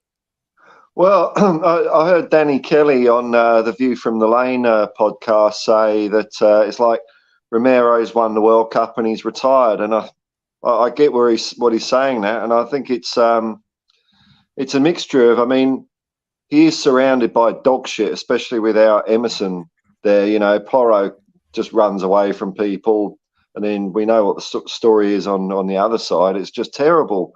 But he hasn't been good a lot of the time this season. So, you know, is he overrated by the fan base, or do you think that's going? I don't know about that, because he did look good, but you know, he did look good. It's I don't know. He looked good because he's surrounded by just such mediocrity, isn't he?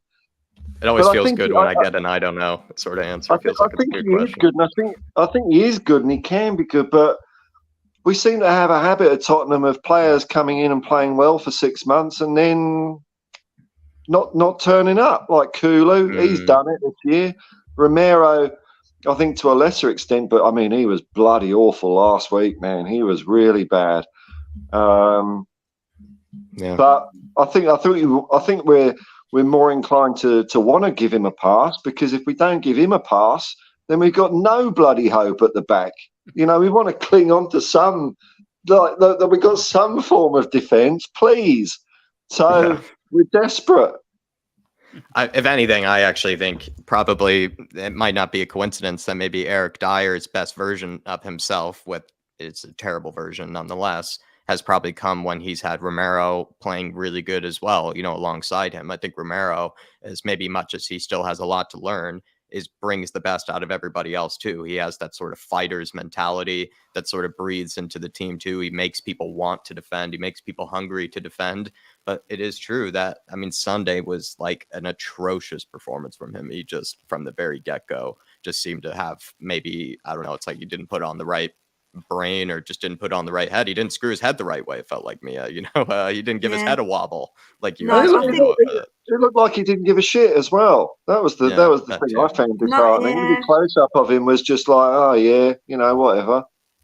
Yeah, no, I do think that he has been bad, but I do think some of the times he gets caught out because he's trying to cover so many other people, because he's trying to do other men's jobs because they're not doing it. So he does get caught out sometimes because he's trying to man everything, not against Newcastle, but other games he has. But yeah, I do think he's not been great, but I think he's better. He's much better than anyone else we've got in the team. I don't think he's overrated. I just think that he needs to be given a chance as he is young, and I think he can be coached, if I'm honest.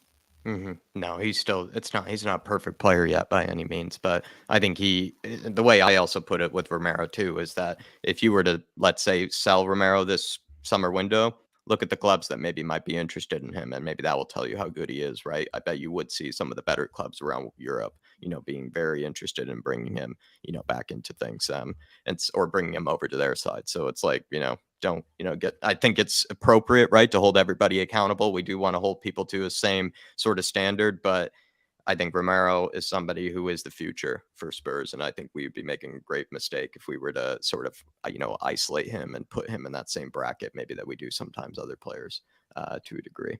But yeah, what did you make of that question, Mia? Did you like that Romero question I made for you? Yeah, I liked it a lot. I don't mind. Like I say, I will definitely say if he's not been good enough. I'm not somebody who will sit here and try and defend him when it's indefensible what he has done, like, and how he has played. And on his birthday as well, trying to say things about my Romero on his birthday. Can I just have a quick saying Romero, if that's all right? Look, for me, Romero's been one of our better players this season. I just like a new manager, probably just to rough off the edges, if you know what I mean. Just get a bit more composed. I think it's the only criticism I have of him this year. He's been a bit reckless in some of his tackles that he's got sent off, especially against AC Milan at home, and I think a few other games. We have a gem of a defender. Just rough off the edges a little bit, and then we'll have a brilliant. I get a good centre back next to him, and then we could have a back three that rival any in Europe. I really do. We just need a new manager just to rough off the edges and just get him to control his temper a little bit, the red mist. And then I think that's all, because for me, he's been one of the better players this season. Romero really has been one of the better players this season, to be fair. Yeah, Absolutely spot we've on. got 99 problems, and he's definitely not one. That is for I know sure. Romero ain't one. Donovan Osterreicher, best name in the Spurs business, saying, "Oh, when the Spurs go marching in, oh, when the Spurs go marching in, I want to be in that number. Oh, when the Spurs go marching in, when the Spurs." Pick yourself up, rain or shine. Come on, you Spurs. Jack, you've got the voice of an angel. That was so touching. Yeah. It came from the father. It came from the father, and you know, I hang on. I've got a music producer ringing me up here, saying he wants to sign you, Jack. Hang on. Hopefully you enjoyed that tune there, Donovan. And hold on, as well, he's a bit deaf though, so he's doing it text type to you, Dermot. Yeah, but what Jack doesn't know, me and Paul are going to be his agents. So there you go. He'd be well looked after. 15% each, man. Yeah. Sometimes what they need over there, Donovan, is a good Canadian or Yank accent, to help with the singing. It really does help with the vocals. I think gets a little background noise in there that's often missed. I feel like so when they get to the singing, even a good Levy out chant, often needs I think a good Yanks voice, in the background. So pick yourself up, Donovan Osterreicher. Hopefully you're keeping well today, and let me know if you have any friends watching with you, because I believe you said last time out you brought a friend to watch the Newcastle game with you. And let's be honest, that was not a good version of ourselves to be showing, to any friend of any kind. So maybe we'll have a better version of Spurs, and a better representation of ourselves today. But pick yourself up, Donovan. Really do appreciate you, my friend. Dermotron, rain or shine, though, right? That's what they should be singing. Yeah, should be rain or shine. Should be. But let's look. Let's just hope for a good performance tonight. I don't care if it's raining or sunny. We need something to get our mojos back again. Pick up Paul as well. Phil Coy's Levy and Enoch out, showing solidarity with the protest as well. And I believe there it is from Tom81, purple and gold until Tottenham are sold. Levy out. Pick yourself up, Tom81. Good to see you. Thank you for joining in the chat as well, my friend. Have some questions still lined up here, everybody. So do stay tuned in if you are, and do smash that like button, please. And if you do want to stop the show at any stage, feel free to throw in a member super chat. Feel free to throw in, your comments, and I'll get them up on screen. If any questions you feel like I haven't brought up that need to be brought up, do feel free to do so. But Paul, if Hugo Lloris is fit, do you think Mason will persist with the skipper, or do you think he will maybe play Fraser Forster instead for the remainder of the season? And also, if Hugo Lloris were to be fit for today, that would be a bit of a quick return, wouldn't it? Well, I think that would just show us how good the Tottenham Hotspur Football Club medical department are, aren't they? They've got a good track record of getting players fit after major injuries. I hope he doesn't play. I don't care if he's fit or not. I don't want him on the pitch, man. I really don't. That was just such a bottle last weekend, and he has been crap. And I don't like his leadership. He blames everyone else. And after the match, when he said we probably should apologise to fans, I just thought, nah, Hugo, no, there's no probably in it, man. So whether Mason will do it, I mean, it's a hard call, isn't it? But he's temporarily, albeit, he is the gaffer. And I think if we see Hugo on the team sheet, that is a real barometer of, nothing's changed. Ryan isn't really doing much to stake a claim. He's just in with the boys' club. He should be dropped on merit, for attitude, everything. I feel like for me, Paul, it would be a bit of a coincidence if he were to come back that quickly, or it wouldn't be much of a coincidence. I think he would prove to be much of a coward if he were to come back.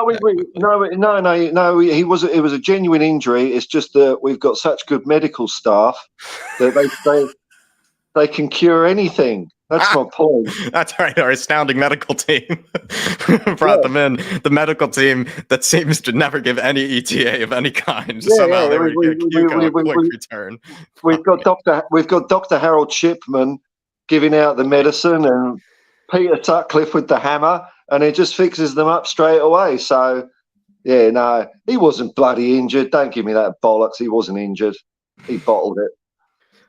Jeez. Dermotron, I see that, you've given me enough service here, Dermotron. Thank you for helping me out here. Let's give your channel a plug, and anything to say on Hugo Lloris, conspiracy theories. I mean, medical team, what do you think of it? If he were to come back this quickly, it would be a bit odd, wouldn't it? You're on mute there, Dermo. How unprofessional is that? Yeah, they're like the medical team of the Star Trek Enterprise, aren't they? Like Bones, with these magic things. Yeah, that's it. Suddenly you're all fixed, and you're back as good as new. Back as good as new. Yeah, I hope he doesn't play tonight. I hope we'd never see him again in the Tottenham shirt. I hope that's the last time. Hugo Lloris, been a great servant. Thank you for your time. But there's the door. Please go. Shut it behind you and don't return anymore. Yeah, on THFC Till I Die, there will be a watch along tonight. We're having a Man United fan come on, and I think I'm going to speak to Philip in a minute. So it'll be Philip, I think, and FTSN Colm, who comes into our chat quite a lot, and Mia's chat as well. He's going to be joining Philip, and then tomorrow we're doing a fan show at 1:00. No, nice. Saturday we're doing is it tomorrow? I think it's tomorrow. We're doing one before yours anyway. Or tonight about the game. And everyone please like and subscribe here. Get these guys up to 10k. This is the mothership to THFC Till I Die. So if you want to hear more, I've got to say there's myself and there's the Godfather himself and Queen Ellie Hoybier, who I know is at the protest tonight as well.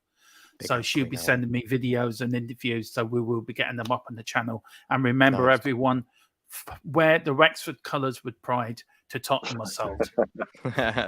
That literally is our county colours.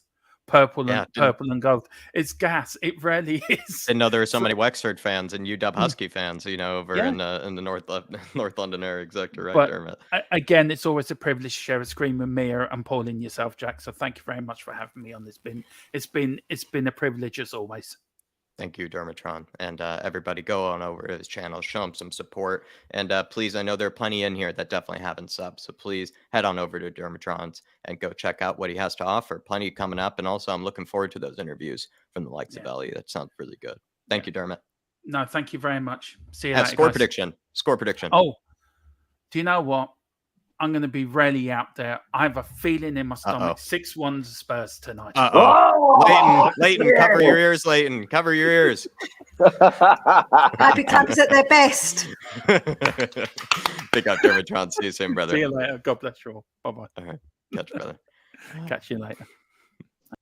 Everybody, do head on over. That's probably the biggest cheer we'll have all night, Exactly. Yeah. Leighton, hopefully you covered your ears. I tried to warn you for that score prediction. And we do have some other things we want to talk about, but I do want to ask everybody actually on the Hugo Lloris situation. Mia, I didn't get your opinion if I'm not mistaken. What do you make of, Hugo, if he were to make such a sudden return, to the team?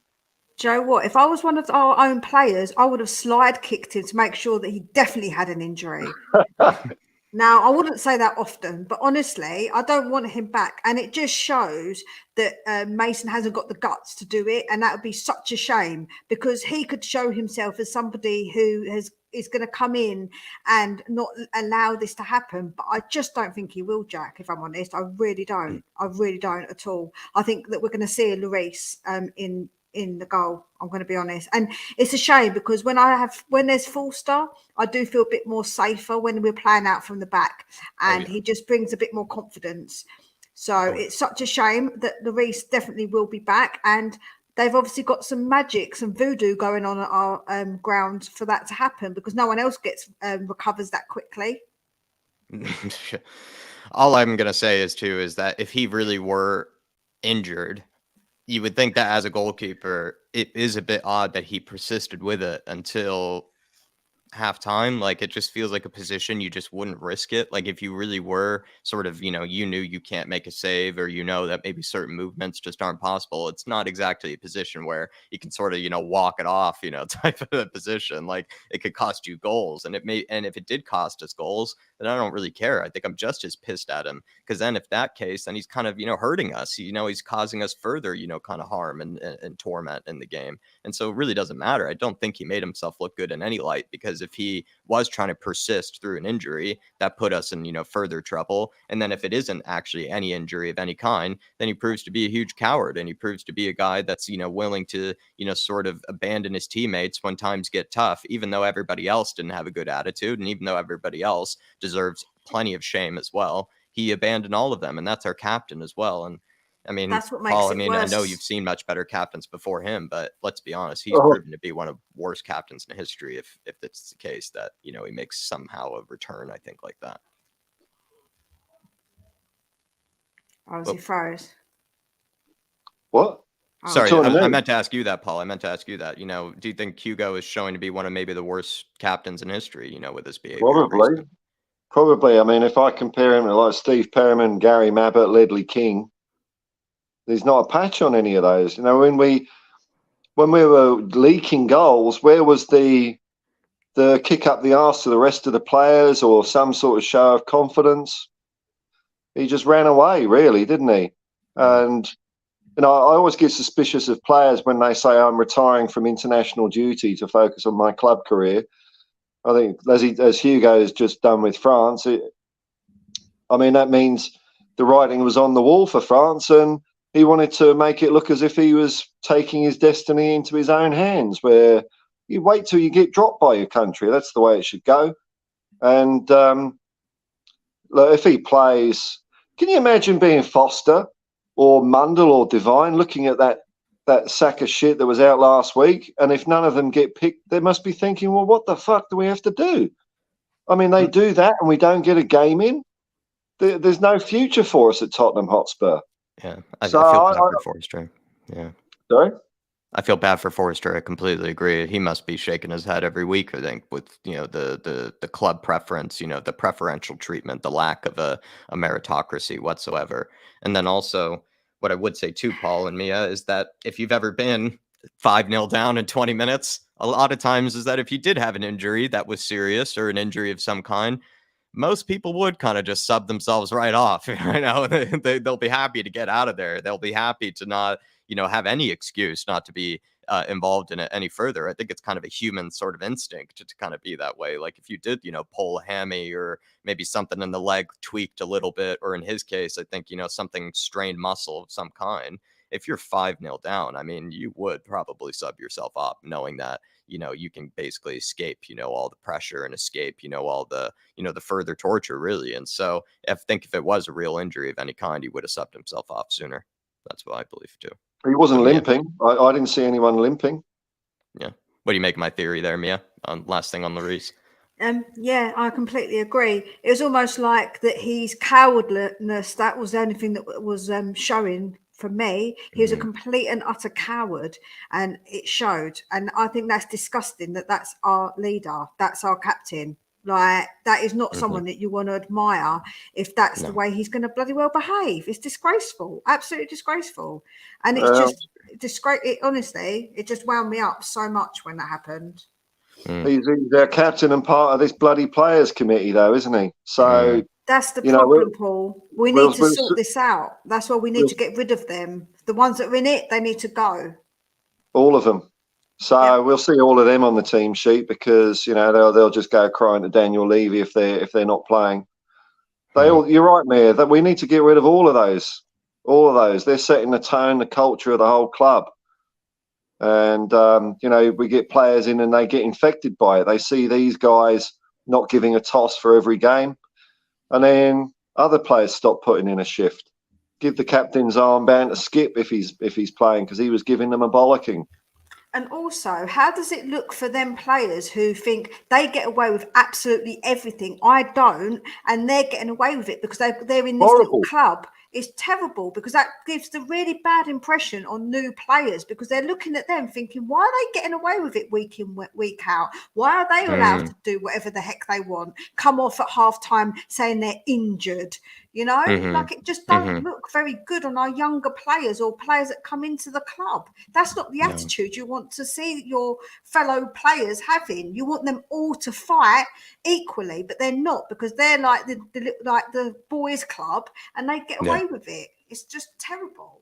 Graham Roberts had his teeth smashed in. He came straight back on the pitch. Gary Mabbott had his face caved in and really wanted to get back on the pitch. Ledley King played in a lot of pain with no knees. I mean, that's captains. There's captains for you. What have we seen from Hugo? Nothing. In times like these too, it's when you really do have to test your captaincy. This is when it really shows, right? I mean, a captain can look grand when you're winning game after game after game, right? The captain can look this and that. He can look strong. He can look confident. But when you are really tested, when things do get tough, when players do start to maybe have fractions and there's, some differences in the squad and things like that, it's up to the captain to bring them together. It's up for them to sort of bring, kind of some cohesiveness back into the unity of the squad. The captain is also responsible for the chemistry. Like if the players are a bit low, the players are a bit down, it's not up to entirely the manager to be raising them up and babysitting them. It's up to the captain to be that sort of player liaison as well. And I don't know, it seems like when times have been tough, Hugo hasn't exactly stood up. Checkmate's saying here he didn't have to spend his career here. Well, we don't owe him something. What, we're supposed to keep repaying that favour even when he's out of form, even when he's bottling it. We've got to keep playing Hugo. Look, you're only as good as your last performance. That's it. And do you know what else I was going to say? In adversity, that's when it makes you either a real man or not. Because the fact is, in the light of adversity, you've got to stand up and be that man. You don't cower away, and that just shows you who somebody really is. Like that on the pitch, and that's what Hugo just wilts away like a flower, like who's been sprayed with the weed killer. That's what he does, and that's not something that you want from your captain. Because in adversity, you should be standing up because you're the captain. You should be pointing fingers and telling people what's what. You should be making sure that your voice is heard and that you're in charge because you're the damn captain. Not going off half time because you can't face the backlash or you don't want to face up to it. What an absolute pussy. I love that. To be fair, Hugo Lloris, I'm actually surprised. Sir. I'm surprised. We're going in on Lloris. We're going in on Kane tonight. Who knows? When Dave is gone, the shackles are off. Scooter, is Foster walking around, or if Lloris isn't walking around, I hope that means he's not playing, because if he is playing, he should be out there. He's the captain. Well, if Forster is in there and he is out there tonight, we're getting our wish, because I think also as well, we even said that, or Mio, Foster one of you said. Okay. All right, good. One That's of you something. said too, we're a lot more comfortable in possession as well with Forster, and probably look, whenever Foster's got the ball at his feet, I'm not shitting myself. Every time Hugo, it's like, what the fuck is he going to do? He's just going to give it away or do a hospital pass. At least Foster, he hasn't really put a foot wrong with his distribution. It's been really, really good. Simple, nothing flash, but he's been simple and effective, I think. Love myself, Carl. Everybody's loving Mia. She's going on. So, Carl, I'll be fair. It's quite funny to see, everybody jumping on that Lloris train all of a sudden, because I've been on it quite lonesomely for some time. I've been on it for a while as well, Jack. I did say when he was coming back from injury, I did say I didn't want him back. I said, absolutely not. No way. So to be fair, I agreed with you for a while now. I've said he's been a great servant, but not good enough. And that's not what I want on my club. So at the end of the day, happy clapper front two, as well as a happy clapper front two, as well as a Lloris, hater front two. Both of us. It looks like tonight, Mia. I don't hate anyone. I just think that if they're not good enough for my club, I don't want them there.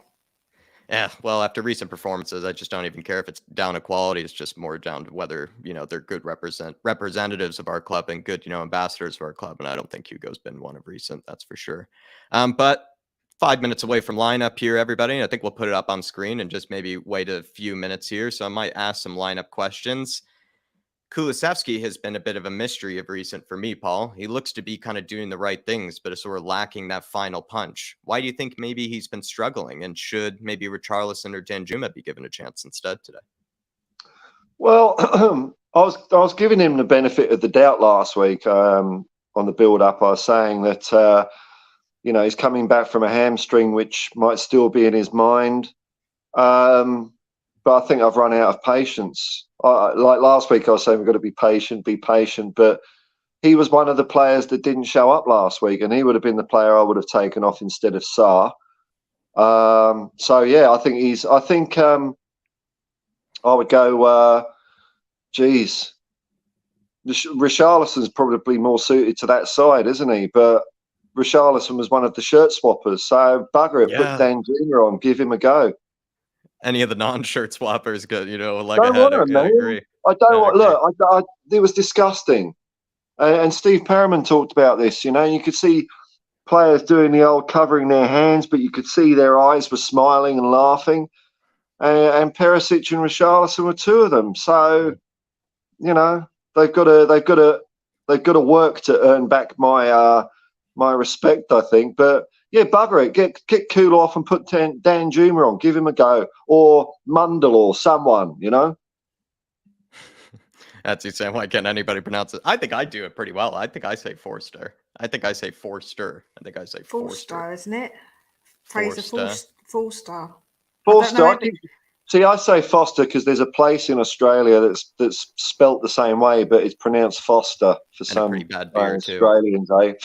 I think my accent as well don't help because I've got my London accent, so I don't pronounce all my letters correctly. I'm really sorry about that. Yeah, definitely. Forster sounds too posh, doesn't it? Forster. I'm surprised you don't, especially with my singing voice. I'm surprised people don't like my pronunciation. So definitely. My heart's still fluttering from that, Jack. For me, I feel like Danjuma should be given a chance. I agree with that, actually. Mia, do you agree with what Paul maybe is saying with the non-shirt swappers? Those should be the ones that been given more of a chance, and the shirt swappers should be thrown to the bench. Yeah, no, I agree. I think that we need to put a Danjuma on, freshen it up a little bit, and give him a chance. And I think because Kulu hasn't been at his best, I think he does need to be rested / dropped, whatever you want to call it. So yeah, I would like to see a Danjuma on actually. And yeah, the shirt swapping. Oh, it's just me. The shirt swapping was really bad. Like, I can't believe that any of our players would do that after that. What they should have been doing is going over to the away fans and being on their knees and their hands and knees and begging and saying that they're sorry. That's what our players should have been doing, not swapping bloody shirts. Sorry, everybody. Computer crashed for a second there. And probably, I imagine, maybe Mia was just speaking facts as per usual. But, thanks, Mia, for taking it over for a second there. We're also just waiting momentarily. The reason why is because I'm kind of refreshing Twitter. I'm kind of, which is obviously making the computer kind of a bit hot, kind of hot and blowing up right now. It sounds like an airplane. But I'm trying to see when the lineups are coming out because they're coming out in just a few minutes time here. Yeah. But yeah, I just said that to me, they shouldn't have been shirt swapping. What they should have been doing is begging on their hands and knees to the fans that went away. That's what they should have been doing. Yeah, completely agree. Hennessy finally out of university. Come on, you Spurs. Hennessy, congratulations, my friend. What I would say is maybe get away from any pubs that have Spurs on, because I'm not sure if they're going to be giving you a graduation present of any kind, tonight. Maybe wait till another week to see if they give you a better graduation present. But pick yourself up, my friend. And as well, I would say, Hennessy, really do appreciate all the support that you've given us, especially while you've been at uni. I mean, I feel like being in school is already hard enough. It's already a distraction I didn't even really have.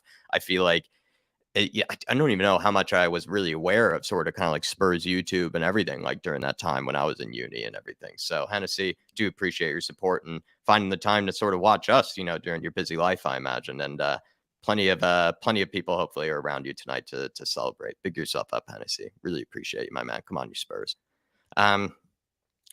Still waiting for that lineup to come out, 2 minutes away from it.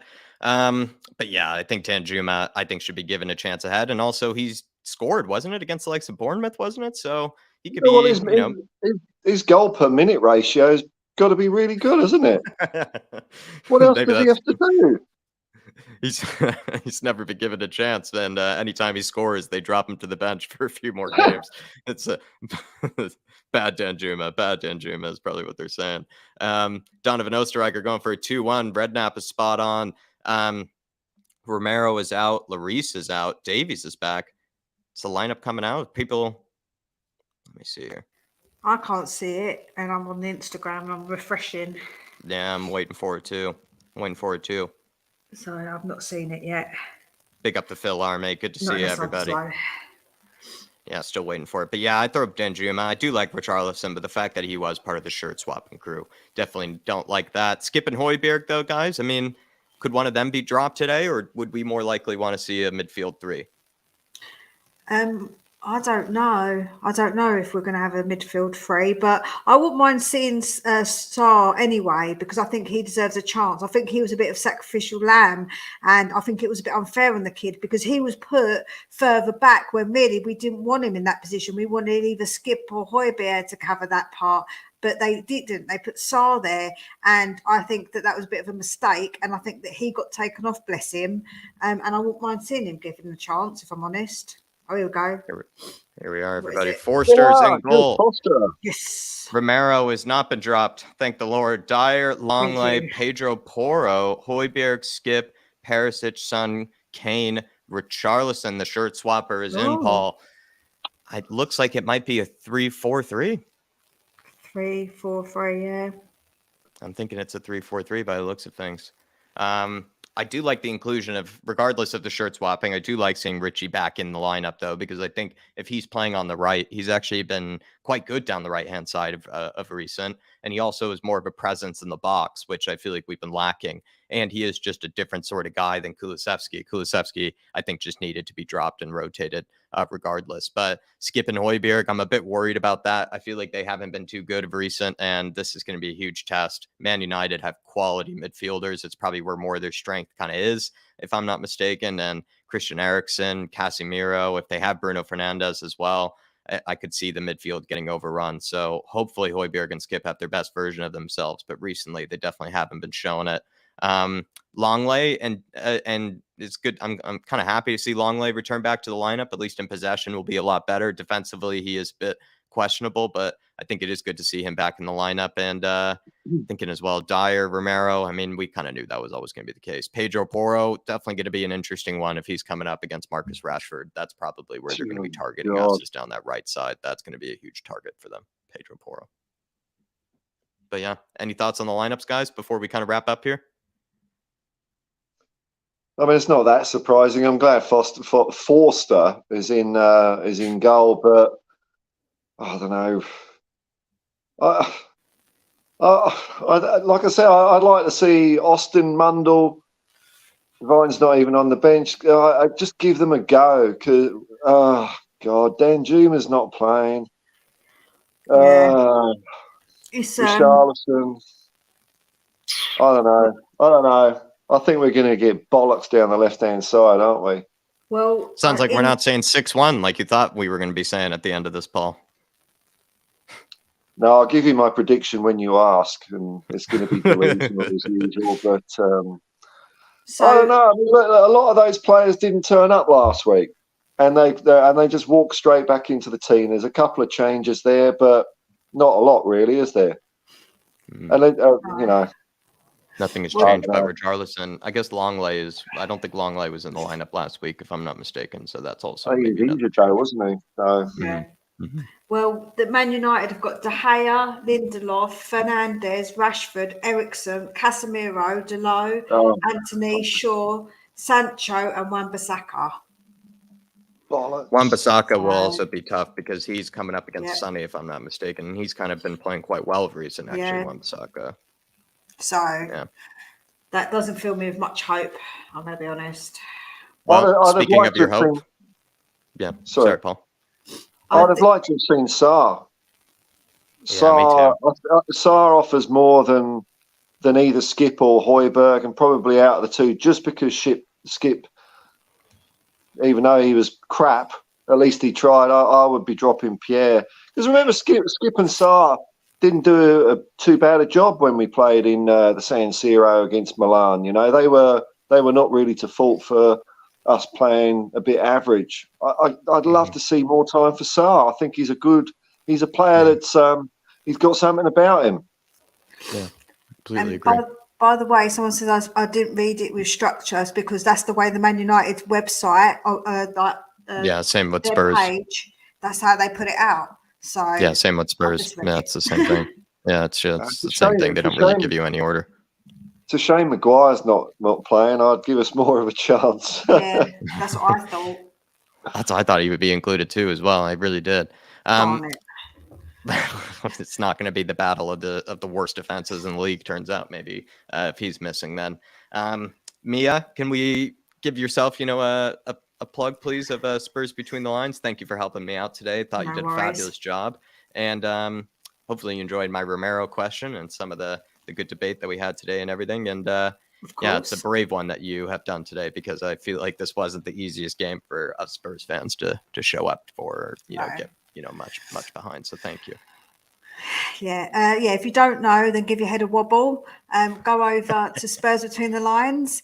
I do all different kinds of content. So I do lives on Mondays, Wednesdays, Saturdays. I'm going to be doing a review of the game tomorrow, and then doing the preview of the next game on the Saturday on the live. So there's always lots of content to go and watch. Give it a watch, give it a like. I'm on my road to 350, so I'm on 330 now. So I'm not far from the 350. So then I'll be obviously pushing to get that 400. So I'm not too far off. Let's get her to 400, everybody. There's got to be somebody that hasn't given their head a wobble yet, and you need to do so. So head on over to Spurs Between the Lines and give it a big red sub button, everybody. Go show her some support. She's helped me out today massively. She's done a great job as well, everybody. So please go and support Mia. Paul, did you give a score prediction, Mia? Did I not hear that? Was I just blanking out? I didn't give one. I think it's going to be 3-3. 3-3. That sounds like an entertaining game. I don't even know what I would make of a 3-3. At the end of the day, I said that's a more respectable performance. So probably then I'm probably not as angry as I probably would be than maybe expecting to be, let's say, with a 3-3. I'd probably be left a bit more confused with that sort of result with a 3-3. I kind of like that one. That one more confuses me. That's sort of that's I just can't predict a loss for us, and I just So I'm just going. Last I said 2-2, and I was horrifically wrong. So now I'm going to go 3-3. And we got some more people follow you over there. Big up Bill, and then Hennessy saying, I can't sub twice. I'm still trying, though. Big yourself up, Hennessy. Good man. Paul, score predictions, and then anything, final words, things we need to plug? Well, look, I came in pessimistic, but you two have pumped me up. You know, you've got me going again. And the only silver lining on this dark cloud is that Foster's in goal. And I think that's not bad. So I'm going Tottenham 6, Man United 4. Come on, you Spurs. It's a basketball game. It's a basketball game. Jeez. And it's Sunspace Music. What is this, Paul? Oh, that's my Twitter tag, which I rarely use, but I thought I'd just stick something in there. But I don't really do much on that. But it does link to my music I'm website. not sure if we follow each other. I enjoy the Twitter, so we should follow each other and see if maybe you can get more Ange Postecoglou, kind of algorithm going through my thread. And of course, don't forget, guys, to make sure that you like and sub here at the Irish Hotspur. I'll back up what Dermot says. You've got to make sure you do it for these guys. Absolutely fantastic. Absolutely fantastic here. Well, you see, after the last game, I went through the usual, fuck it, I hope we lose 10-1 to Man United and we lose 10. I hope we really suffer.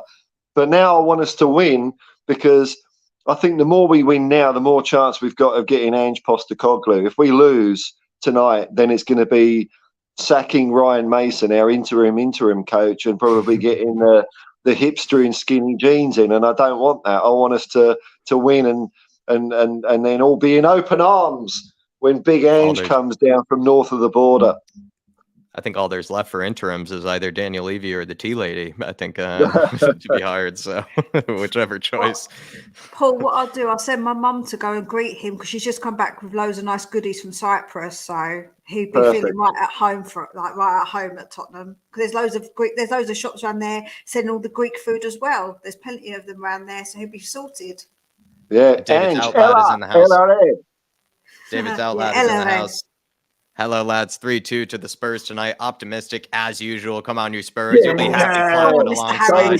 Come on, Mr. Harris. Happy clapping alongside me. Big yourself up, my friend. Hopefully we take it to the Man United. And let's be honest, it was a pretty atrocious performance last time you played them. Atrocious performance against Newcastle really can only go up from here, because I think they've hit the lowest of lows. So I'd love to see a 3-2. Not really expecting it, but I'll be there alongside you, Mr. Harris. Big yourself up, my friend. Thank you for putting in a chat as well.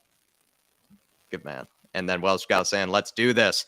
Everybody. Yes, Welsh Gal. Yes. Here we go. Hit that like button, please, on the way out. They took my heart out and jumped on it last week, and here I am. Come on, you Spurs! I can't help it. I'm sick. Everybody, It's a sickness. it is a sickness. No, we're sick in the head is what we are. Everybody, get your comments in down below. Follow me over to the watch along later. Please do join me for that one as well. I think it's going to be me, Sean, and maybe I'll ask you, Paul, if you're available. Maybe you can join me if you like at some stage. I'll talk to you about that later. But everybody, join me over for the watch along. Hit the like button on the way out. And as always, come on, you Spurs, and also show some support for all those that are also maybe at the protest as well and getting their voice heard as well. Everybody. In the fans we trust. In the fans we trust, man. Exactly right. Everybody, we will be seeing you. Happy birthday to Romero as well. Feliz cumpleaños.